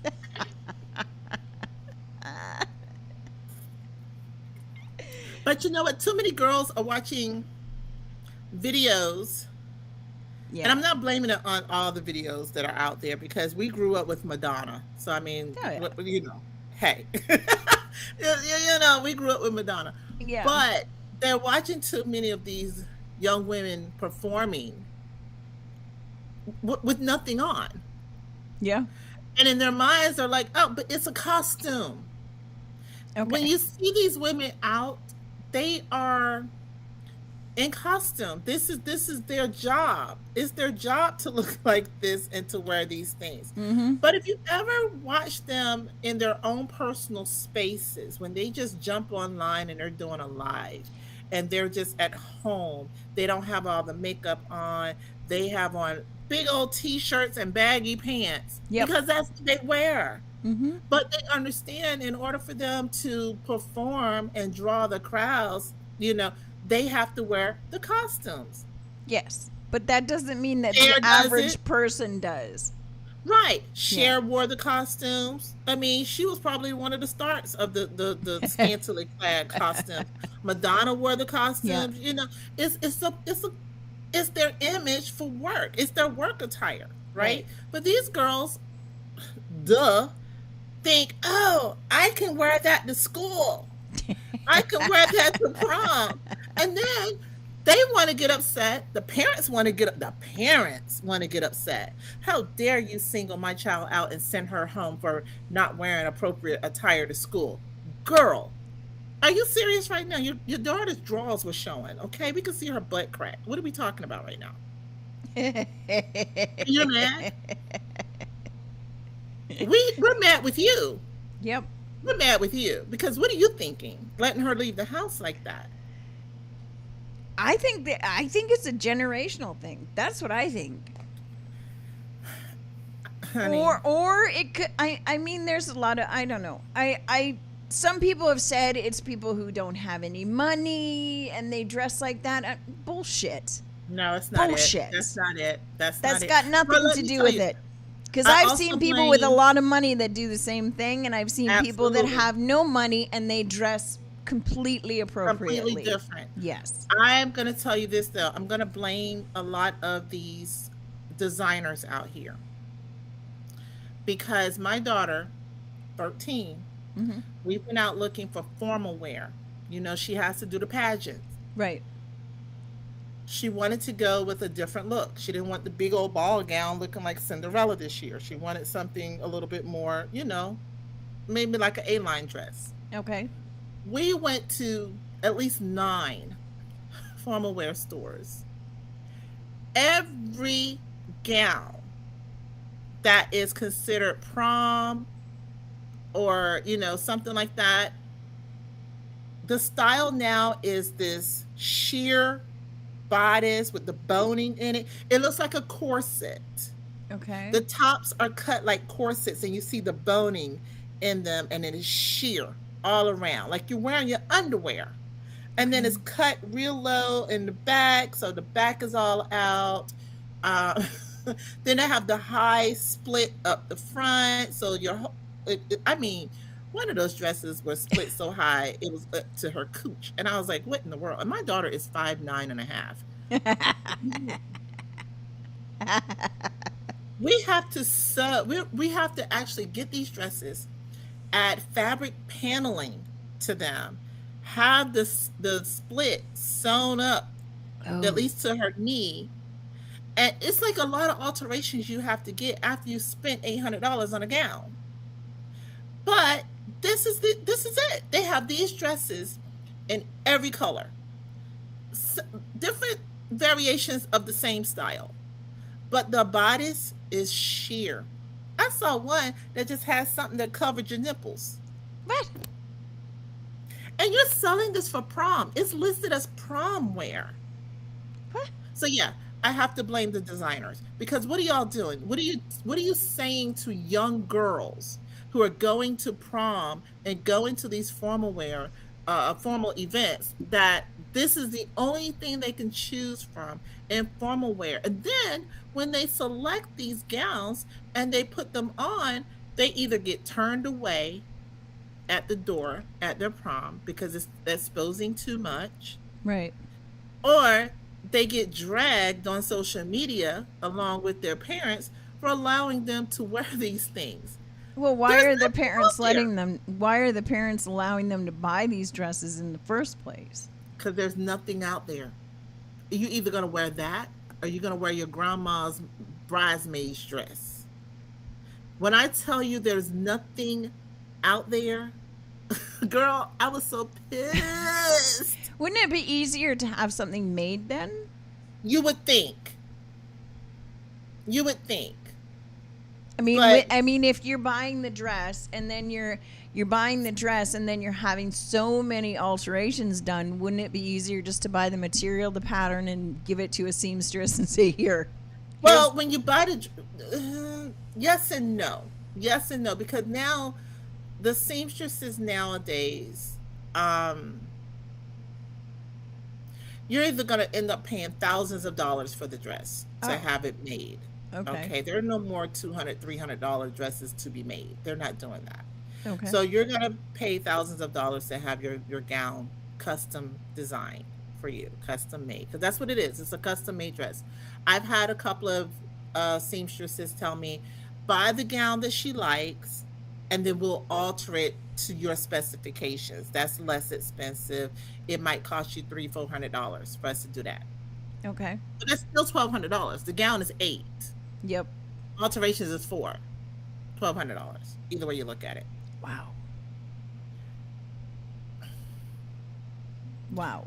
We have it's but again, I blame the designers because why is there a designer out there that is making age appropriate wear? Like these little girls go to 8th grade formals. Yeah. Where are they getting dresses from? You know what I'm saying? Like you got to get dresses looking like Easter dresses. Wow. I think if parents complain enough, somebody needs to have enough sense to make something that is age appropriate. You'd think. Wow. You would think, but then I wonder, okay, who's making the gowns? Is it a bunch of men?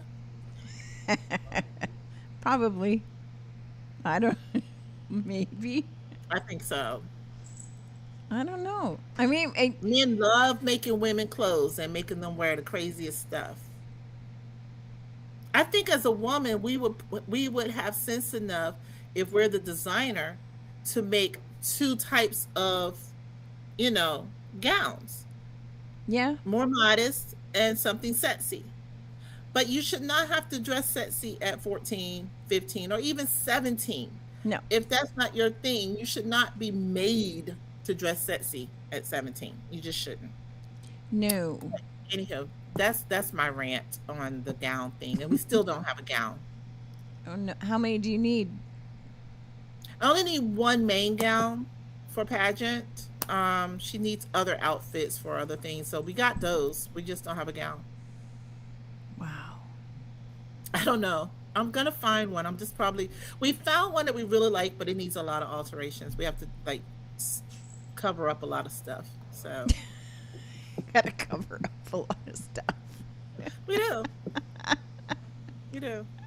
All the bits and pieces need to be covered. Yes, because one of the rules of the pageant is she has to look age appropriate. So she can't go in there looking like she's 21 when she's 13. See, now this is where it gets a little tricky. Is it our age that makes us think that something is age appropriate, or is it actually age appropriate? And who gets to decide for your child what is age appropriate? Well, and they're Because I agree with you. I agree 100%. what they consider age appropriate is really modesty. Okay. If you're 13, you shouldn't be wearing something where your boot with the low cut V-neck all the way down to your belly button, right? Okay.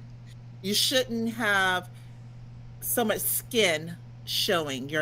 The cutout in your back shouldn't be down to your butt crack, right? Right. That's not age appropriate for a 13-year-old because it's No. not modest enough, right? So that's what they're looking at, like not displaying so much of yourself at 13. Or 14 or 15 or or 14 16. or 15, right? So that's just a rule of thumb. Like you said, some parents might say, if your daughter is top heavy, don't put her in these little teeny spaghetti straps and she got Oh, side sweet boob Jesus. hanging out. Yeah. Yeah. Like, think about it. She needs some more coverage. Don't sit up there and put her in a strapless gown, that has like a big cleavage dip or Right. anything. Right. With my daughter, it's hard because she's so tall. Yeah. So she already doesn't look her age. She has a baby face, but her height makes you think she's probably 15 or 16. Right. But she's still, you know, I know she's 13. If you talk to her, you know she's 13, Okay. maybe 14. She still speaks like a child. But, you're not doing a lot of talking at these pageants sometimes. Like for the formal wear, you don't say anything, you just walk. Right. So we'll see. Yeah. I'm not the only parent having problems. Everybody's having problems. Yeah. You'd We're think all that there would fighting the be a same seamstress that battle. would be able to maybe come up with a pageant line for that age group. And they'd make some good money if they could Yes, do if that. you want to spend $2,000 on a gown, Yeah, but they if do they have those. But what I'm saying is, somebody out there needs to come up with a line of age appropriate gowns and open like a storefront, so that they're not custom. Yeah, that They're would be- all there already, and market Yeah. to that age group. They'd make a killing. Yeah. Or just sell some gowns that are just still beautiful but modest. Why do we have to show all of our stuff to have a beautiful dress? Well, and but see, that's where it gets a little tricky with age. Have you not noticed that if you are the mother of the bride or you are over 50, apparently we are supposed to dress a certain way as well? And they market. They cover up that. everything. They cover up everything. Yeah. So you go from Everything. so these kids who shouldn't be showing anything are showing everything. And then there's Yeah. now I get it. There are grandparents that are, if you're over 70, okay, maybe we don't want to see everything, but for those of us who are in our 50s or 40s, 50s, 60s, we're no longer those grandma looking women. We're old enough that we can show some cleavage or some leg, but you have to then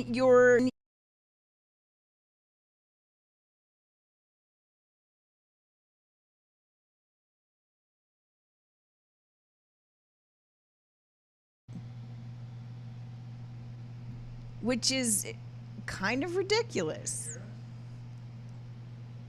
Is she gone again? Are you gone again? She's gone again. Erin's checking. Hang on.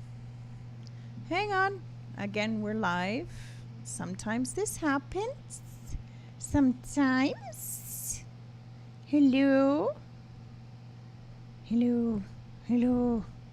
Are you there? Uh-oh. It's gone. It's just me. There's Lynn. Are you back? Hey, can you hear There me you are. now? Yep. So you went out first. Okay. I couldn't hear you. And then I went out apparently. But Lucas Bean is saying that there's a massive echo. There's an echo, And honey? he says turn on noise cancel or echo cancel. I don't hear an echo.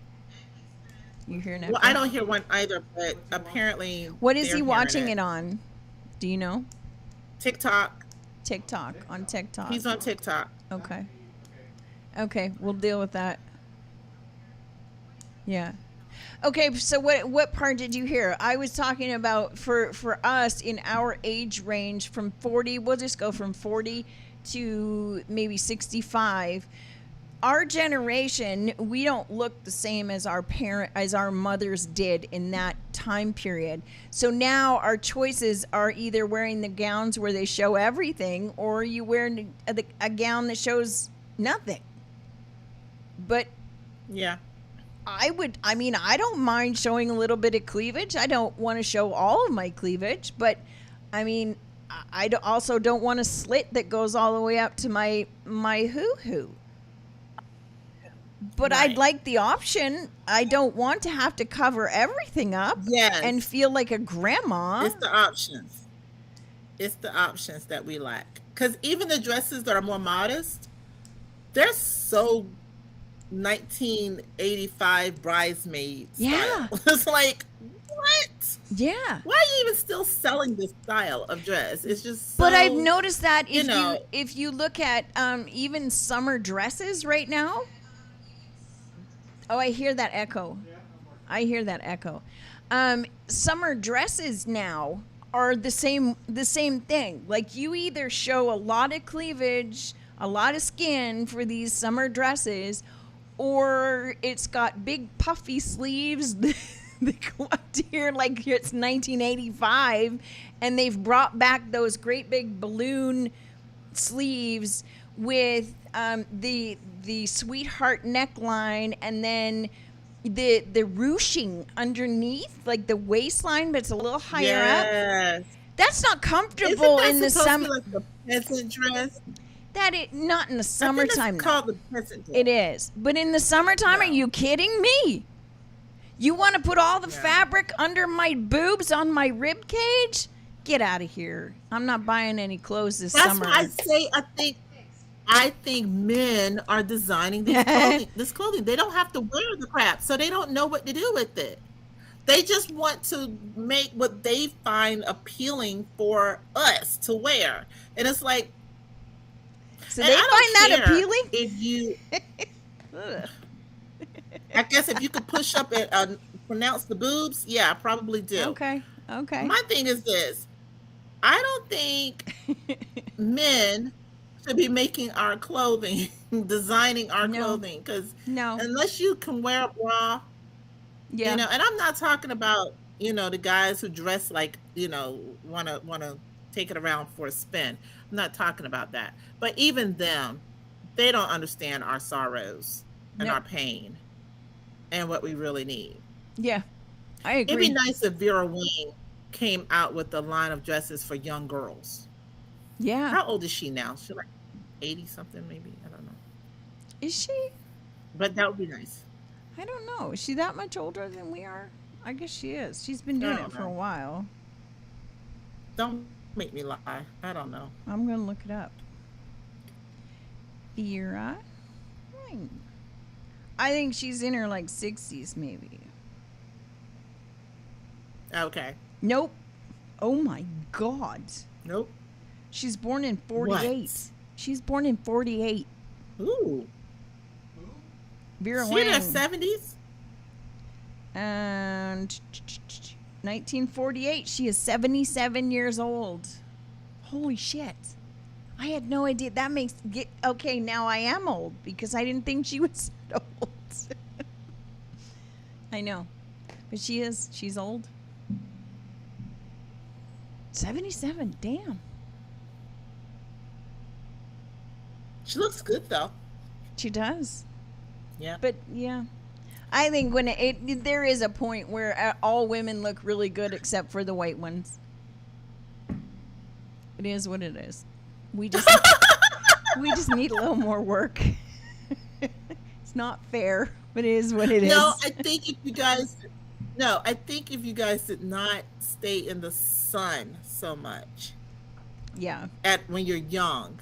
When you're young, Yeah. you guys got to stop living under the heat lamp. Like, just let Right? it go, because that is aging. I never It did is that. aging you. By the time you're 40, you look 60 Mhm. because you've just been under the sun too long. I never did that. But I just think that's what it is. I do know a lot of women that still do And it. you can tell.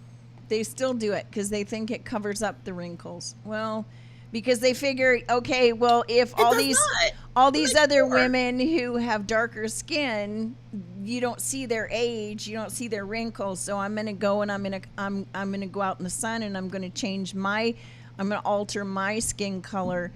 It's no different than getting Botox, and I hate to be the one to break this to people, but even if you get Botox, we still know how old you are. Because there comes a certain point. Now, it's a hell of a commitment getting Botox. You've got to get that done all the time for the rest of your life, because once you stop, it's going to catch up Does it with all you. just fall apart? It is. It'll all come back, but worse, because all those years will catch up to you. So it's a lifetime commitment. However, I don't know if you've ever noticed these white women who get a lot of Botox. At some point, your face just starts, it's frozen, but you still look old. You just don't have any wrinkles, but you still look old. My opinion, do it gracefully. There's a lot of skincare out there now. You know, get a facial all the time if that's what you want to do, and spend your money doing that. Look after your skin. Stay out of the sun. Drink lots of water. Enjoy your life. That's all you have to do. It's not hard. But you're right. Stay out of the sun when you're young. I still don't understand. Yeah, I don't understand sunbathing. I really don't understand. I always get so bored. Some of my best friends are, I get bored. well, some of my best friends are Caucasian. I have a couple of sister-in-laws that are Caucasian, and my grandfather was Caucasian. Like I have a very mixed family tree, and let me just tell you, nobody can explain to me what the obsession why they is. do it. I don't know. Yeah, I've asked, because you know me, I'm gonna go straight to the horse. I want to know, why do you get? I don't know. What is it? You're about asking the wrong getting horse. under the sun? You're asking the And wrong horse. I don't do heard, it. like, oh, I'm just too pale. No, you're pale in the winter. And it's like, no, I'm just too pale. I want to, a little sun. Then go outside and garden for a little while, and then go back in. Like, get natural sun. But laying out like rotisserie chicken and flipping yourself over, to get this tan. I know. And then you're doing it the entire summer. It's not like they do it I don't know. once, like in the beginning of the summer, get your bronze on, and then you're done. They go all the time. Yeah. And then when there is no sun, they're going under a heat lamp. Those tanning beds, they have memberships. I didn't even realize that membership for tans. They still do that? And you get on the tanning bed. Yeah. I didn't And know they still did it. bronze them. Girl, yes. And they bronze themselves. I just need to understand. I Why? can't help you. I don't know. Because in my family we have Australians are not, they're notorious for skin cancer, just because. So in my family, my grandfather he was always getting some kind of skin cancer removed on a regular basis. So my mother always slathered us with the white sunscreen. Sunblock. It wasn't sunscreen, it was sunblock. And she made sure we looked like little snowmen when we went outside, and we had the big hats and everything. And she taught us that, it's not a good idea. It's just not a good idea. So I don't go out into the pool until the sun goes down, and then I go into the pool. So I don't. Yeah. You're asking the wrong person. I will get color throughout the summer, but I mean, you can still get that healthy vitamin D just by doing what you said. Like, you go to the store, every time you walk from your car to the park to the store, you're getting sun. If you're doing gardening of some kind, you're getting sun. You know, put on your SPF, put on your sunscreen, and don't lie out in it because you will get skin cancer and you also get all wrinkly. That's not a good idea. And then you get those little brown mole looking like things all over your skin, like what do they call it, liver spots or something? I think that's what they used to call them. But I like some of my girlfriends, they have them now, and they're younger than me. I'm like, oh dear, you're in your 40s, and you have these old lady liver spots all over you. It's because you stay out in the sun, and your skin kind of gets a little paper looking, like a little papery. It's like really leathery. That's what it is. Look kind of leathery and hard. I don't know. And I'm not nitpicking on it. I just don't understand it. They know that it causes cancer. They know that it's not good for you. But yet and still they continue, and then they teach it to their kids. So you know, I still know people friends are all like, I still know people who put oil on and will go out and lie in the sun, which I for the life of me, I cannot understand. I just can't. Like baby oil? They still you really do it. Trying to get fried? I think they are, yeah. Hand to God, I know people who do That it. has to be painful. Probably, yeah. Because most white people fry. I'm one of those weird people where I don't burn, but I don't tan. So for me, it's always kind of been a waste of time just lying there because I get bored. I can't do it. I just don't have. I can't sit still and do nothing, and I don't especially when I don't understand what's the end game. What's the goal here? To change my appearance? Because you can buy foundation, you can buy the fake stuff, put that on. I still think that looks ridiculous, but you can do that. It looks safe. Ridiculous. Yeah, it looks ridiculous. I had a girl that was one of my event planners. She every summer would get dark as me. Dark as she was me. White. Sorry. Yes. We would put our arms together and we would just look to see. She's like, "Oh, Miss Lynn, I'm dark as you now." She was so proud of it. Okay. Well, bless her heart. That's nice. And I was just like, "Baby, do you know the kind of problems black folk have out here? Do you really want to look like us? Choose wisely. Choose wisely. You're not about this life. You don't even understand what kind of problems you're looking for. Like, what are you doing?" I don't understand. I don't know. Every I don't year know. she did that. Like it was a silent competition because it seemed like she was just in competition with herself. Because like, why are you trying to be as dark as I am? Every year she would come to me and she still does it.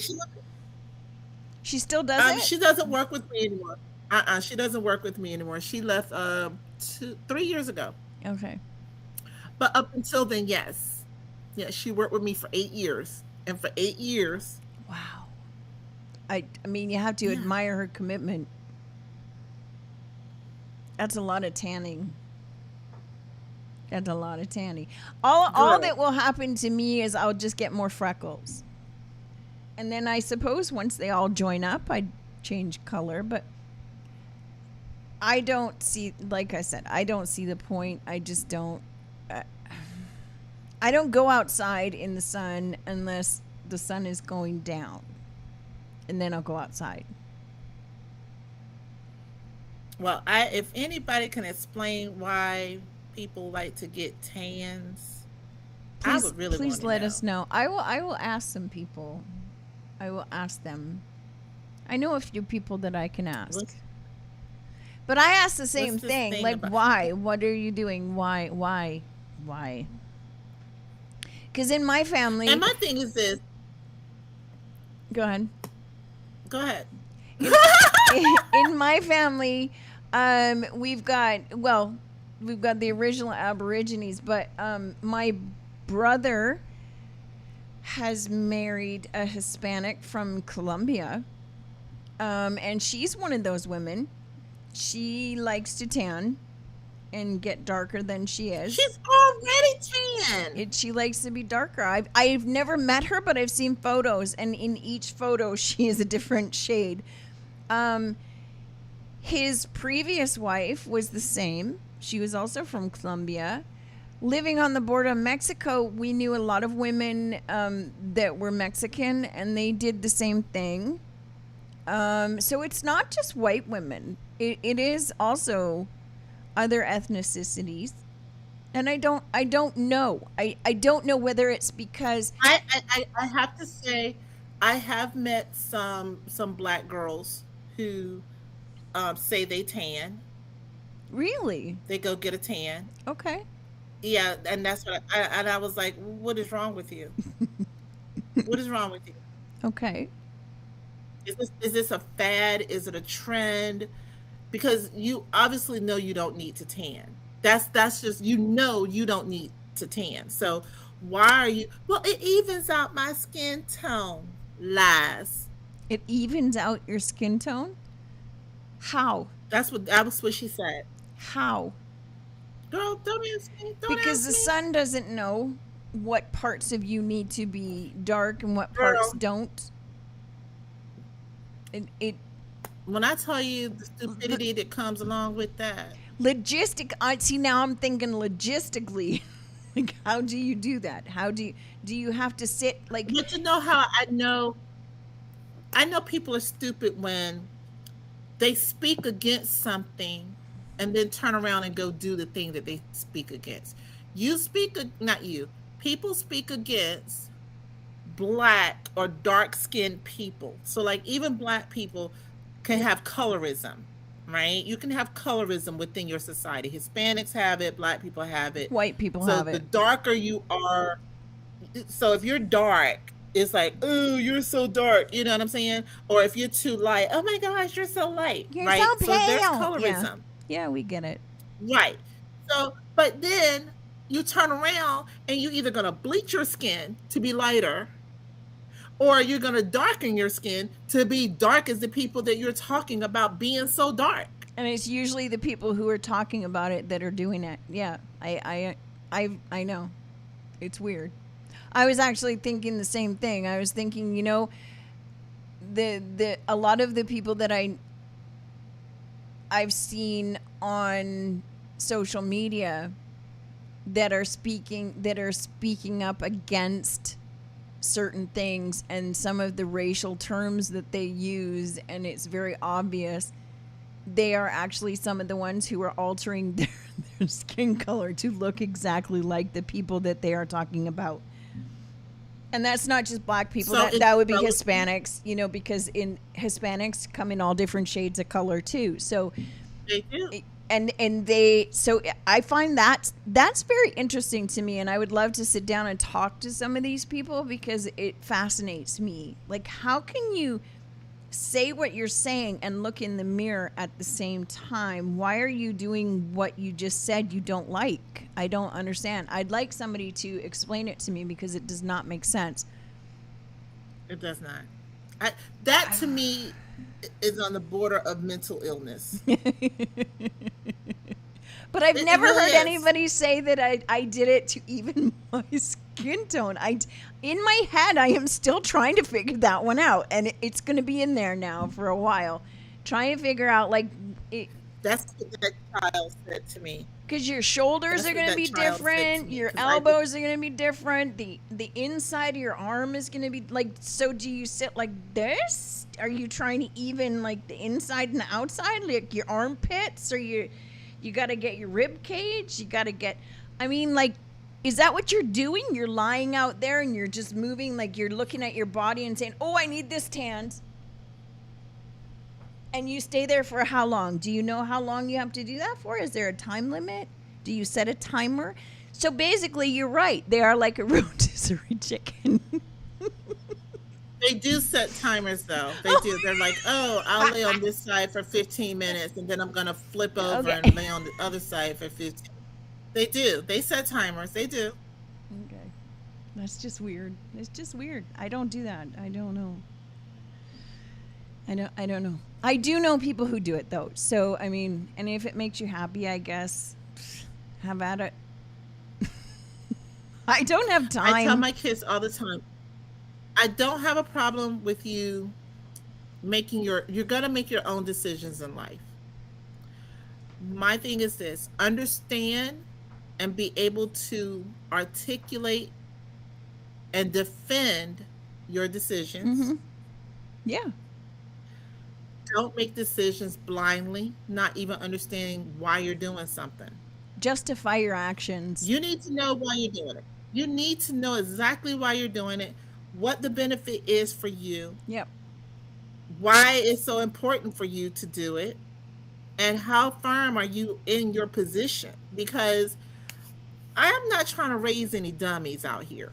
You know what I'm saying? Like, when you have if I ask you, why did you get that tattoo? You better be able to tell me exactly why you got that tattoo.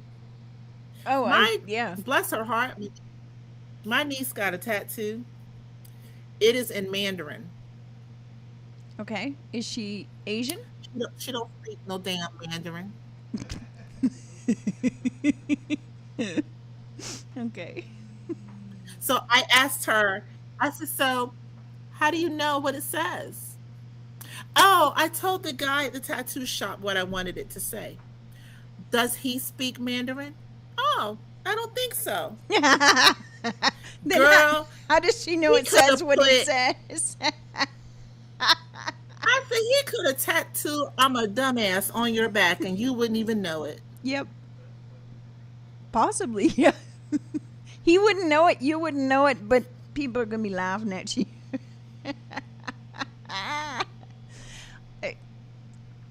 I don't know. It would have behooved her to at least learn a little bit of the language she wants to wear. I would have thought that you would. Like, because I've seen people who have, you know, the symbols or whatever you call, I don't know what you call the letters, and words in Mandarin or in Chinese. But I always assume that they know what it means. I guess not. They know what people tell them it means. Yeah. Yeah. If they don't speak the language and they have not tried to learn the language on any level, because they can't write it. She can't write that. She don't know what she got on her body. Yeah. That's what I'm saying. Yeah. Stupid is as stupid does. Amen. Amen. So again, I tell my children, if you can defend your choices, Yep. have at it. Stupid is, stupid does, sir. There you go.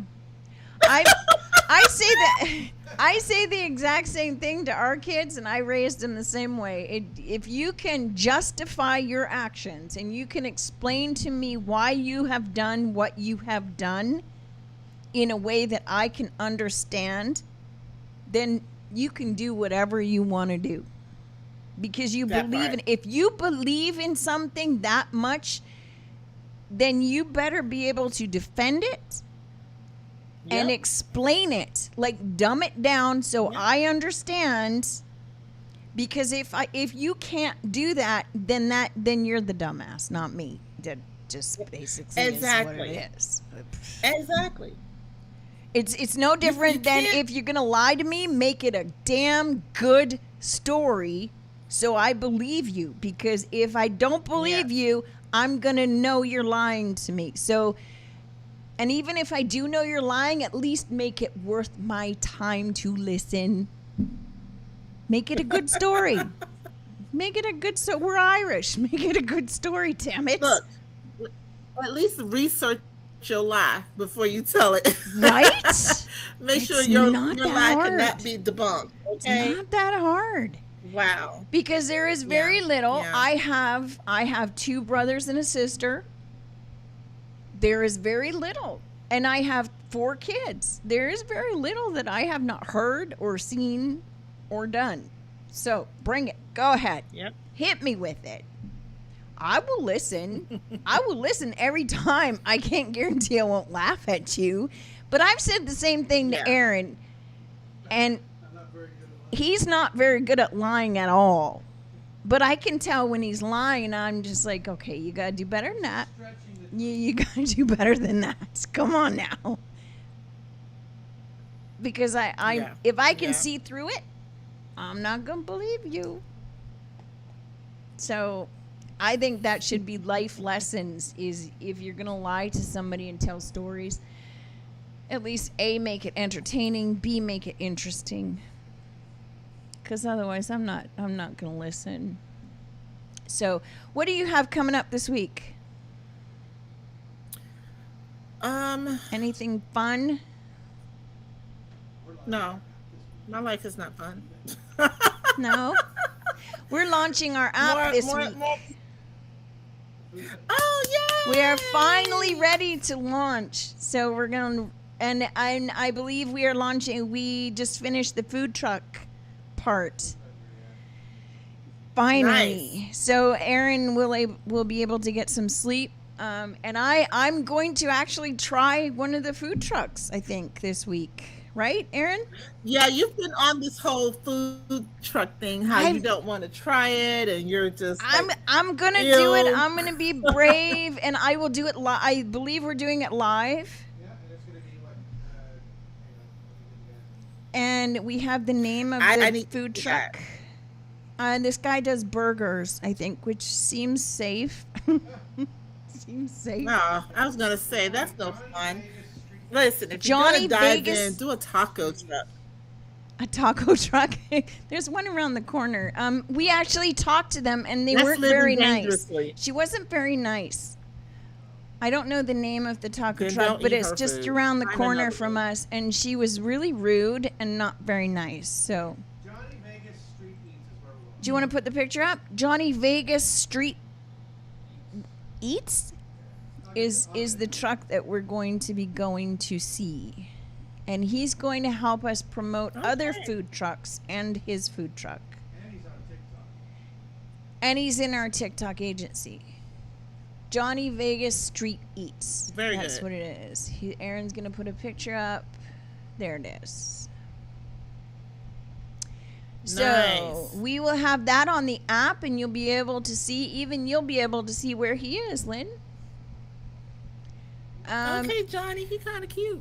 So yeah, we're gonna interview him. We're gonna talk to him, and we're gonna try his food and see if he meets all of the expectations. So if there's any questions you want me to ask, then send them to me, and I will ask him.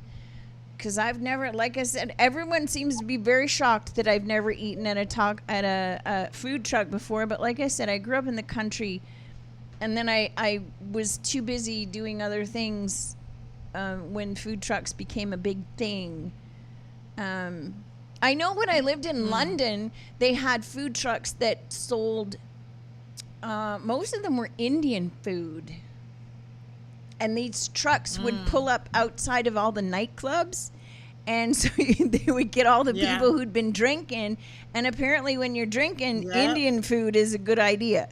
I don't know about that. I love Indian food, but I don't think I've loved it when I'm drinking. I don't know. Maybe. I've never had it when I'm drunk. It's been a long time since I was drunk, though, so I guess we'll see. So that's my week. We go to the food truck festival here every year. Do they really? Huh. Okay. Mm-hmm. Is it big?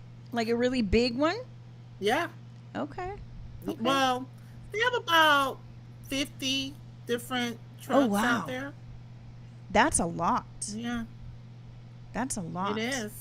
Do we have a food all kinds of food festival here, Aaron? If we don't have one, then maybe we should. Maybe we'll see if we can do something about that. We should. Yeah. So I don't know. So I did get an award. What? Oh, no, it's an appreciation award. Oh. Isn't it pretty? Congratulations! I didn't see anything of that on social media? You keeping it quiet? No. What's it for?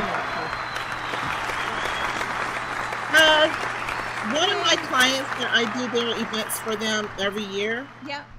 they just wanted to show their appreciation for all the work that we do in making their events a success. Oh, that's awesome. So Congratulations. I've been working with them for 5 years. Yeah, this was our 5th year doing their events for them. So That's I awesome. was shocked, very surprised, Wow. but very grateful. Yeah, That's awesome. Isn't that cool? Congratulations. Yeah.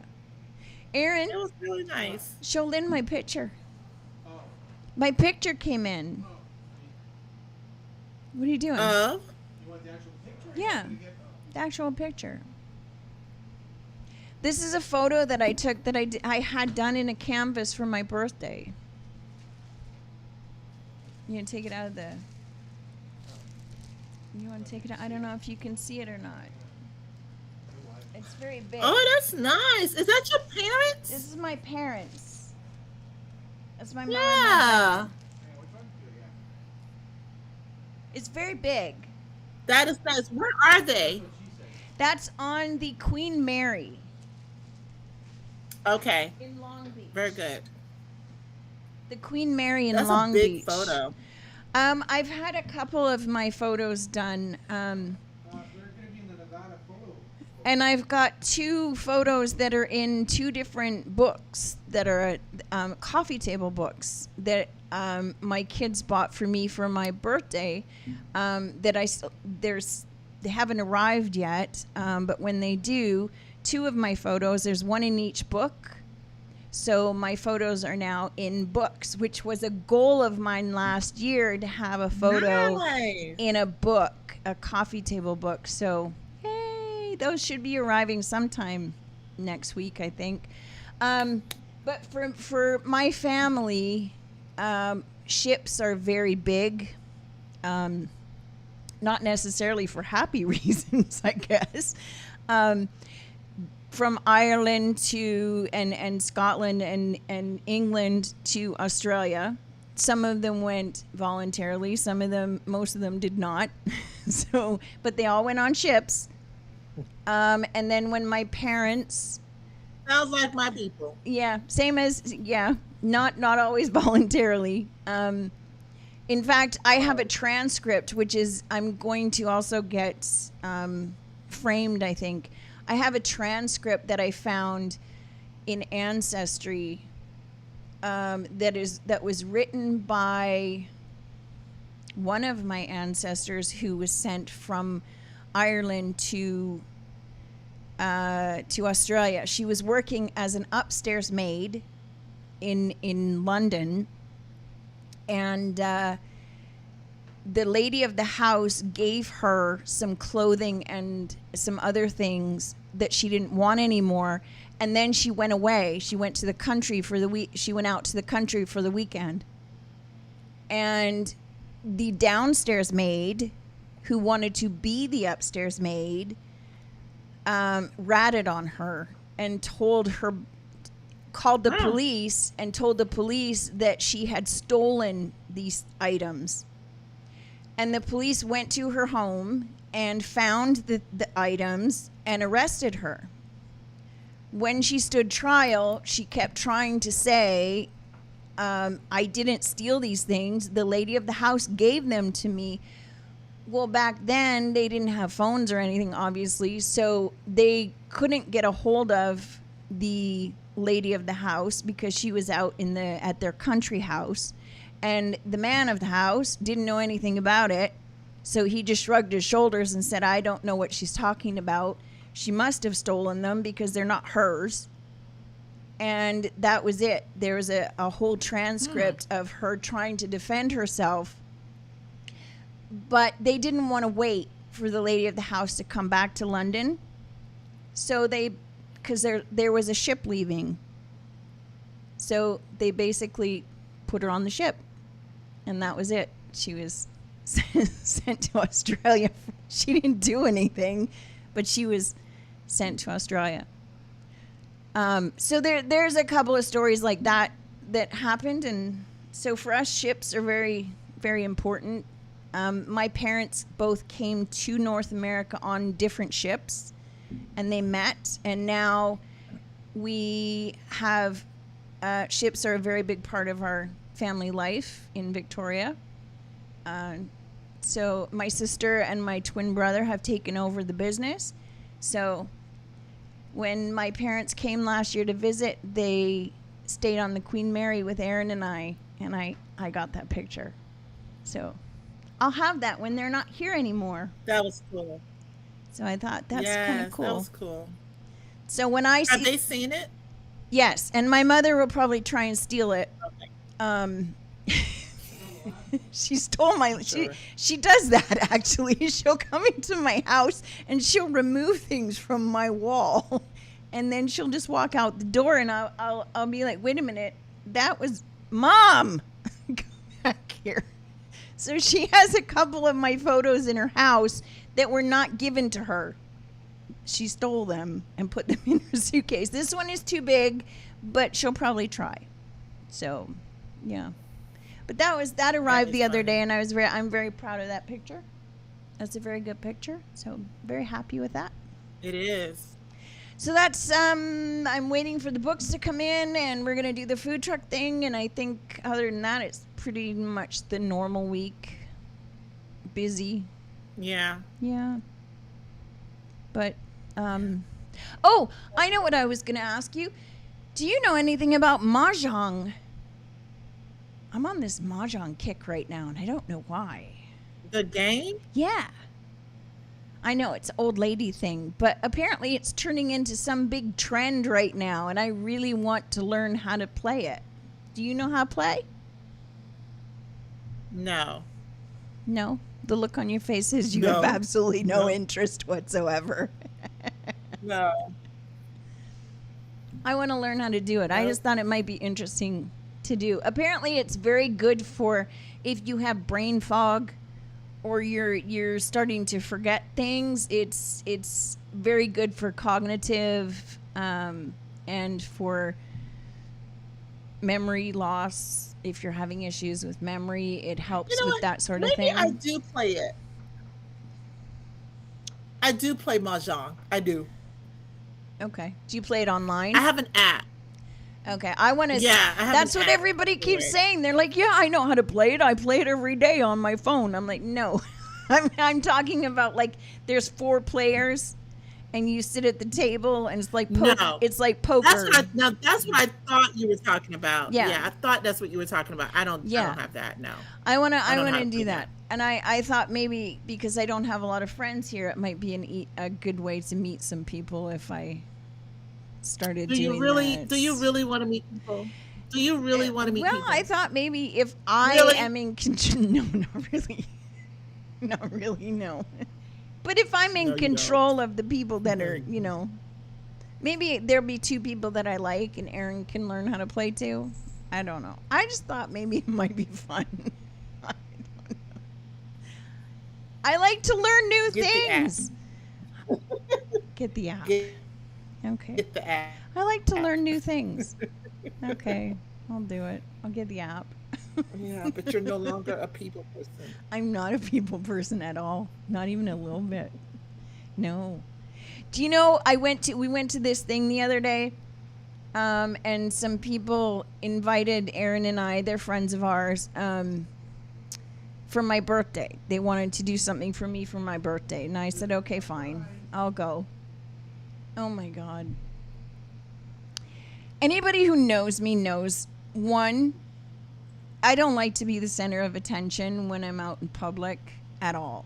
2, I don't like surprises. I hate them. I cannot stand surprises. They just irritate me. And number 3, I'm not a big, what's the word? I don't like to dance in front of people that I don't know very well. So if you take all of those things and you put them all together and you start clapping and saying happy birthday, I am going to have 2 reactions. 1 is complete anger that I have to suppress because I'm in public. B, complete horror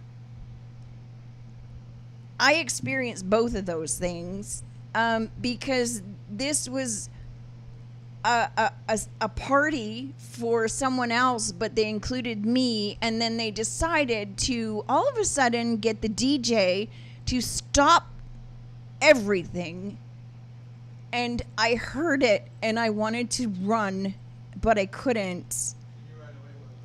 I heard the happy birthday song come on, and I was like, oh no. I don't even like it when people, you go to a restaurant and the waiters and everything, they start, I can't stand that. I hate it. You know what? I don't like it, but I also want to have it. I'm so conflicted with that. Yeah, no, I I don't don't. like it when they do that, I don't. but I also feel like, why didn't y'all get that for me? Like, Yeah, no. I'm so conflicted by it. It's like I don't don't know. have. I want the thought, I guess. I don't but have not the FOMO at actual all. thing. Yeah, no, I don't have that at all. But the next thing I knew, Oh, I do. there was a cake and there were candles, and then the music started and everybody started clapping, and there were people standing around me going like this, and I'm like, no. Oh, they were trying to get you to dance? Yes. So Aaron very gracefully, because he knows me and he loves me, he panicked and he grabbed my hand and he took me to the dance floor and he danced with me, but not in the way that they expected me to, because it was a Middle Eastern thing. I don't know these people well enough to be dancing in front of people, because I was the only one dancing. Like, no, everybody else stopped dancing. So it wasn't like they took me onto a dance floor and everybody was dancing. It wasn't. It was just they made a hole, where they do that, where they make a hole and they like, you are there and everybody's watching you. I couldn't think of anything worse. Yeah, I wouldn't do that either. So Aaron That's not very my thing. kindly danced with me, which incidentally was the very first time that we have danced together publicly since our wedding. So it was like he just started talking to me, and all I could do was just look at him and stand there, and I was like, I really hate this. I don't want to do this. Please don't make me do this. I want to go home. I don't want to do this anymore. I was so close to tears. But I was like, okay, just wait till the music ends. Just don't go anywhere. Don't let me go. Just like, please don't let me go. Don't make me do anything else. And so that was, oh my God, that was terrible. It was terrible. So no, I am not a people person anymore. I used to be, but I am not anymore. No. I know we grow out of it. Maybe that's a part of our midlife thing, but we grow out of it. Maybe. I mean, but then at the same time, if it was with all of my friends and my family and music that, that I was okay with, and then it probably would have been okay. I would have been dancing anyway. But to grab me from a seated position and physically drag me, no. Yeah, that was not fun. So that was not fun. And then, but I saw the phones. So there is video evidence out there of it as well, which I don't like because I don't know any of these people. Yeah. So Wow. that was, yeah. So don't ever do that to me is, I guess, my point. Just don't do that to me. Right. Because I won't show up at any of your events after that. It will only happen once. And then I'm like, nope, I don't trust you anymore. I no longer trust you with myself. You violated my trust. And now, yeah, no. I'll still talk to you, but I won't show up at any of the things that you invite me to, which is sad. So, Why is there a thing in the middle of the screen, Aaron? Okay. Okay, it's TikTok. Oh. I don't see it. I don't see anything. Oh, it's all gone. Okay, well, on that note, I have to go to the bathroom, so I'm going to have to shut this down before I piddle my pants, because that's what will happen. No, it won't be funny at all. So, I'm going to say goodbye. Yeah. I'm going to say goodbye, and I will see you next week. Try and take a break and have a nap. Naps are good. Naps are always good, right, Yum Yum? They are. Right, Yum Yum?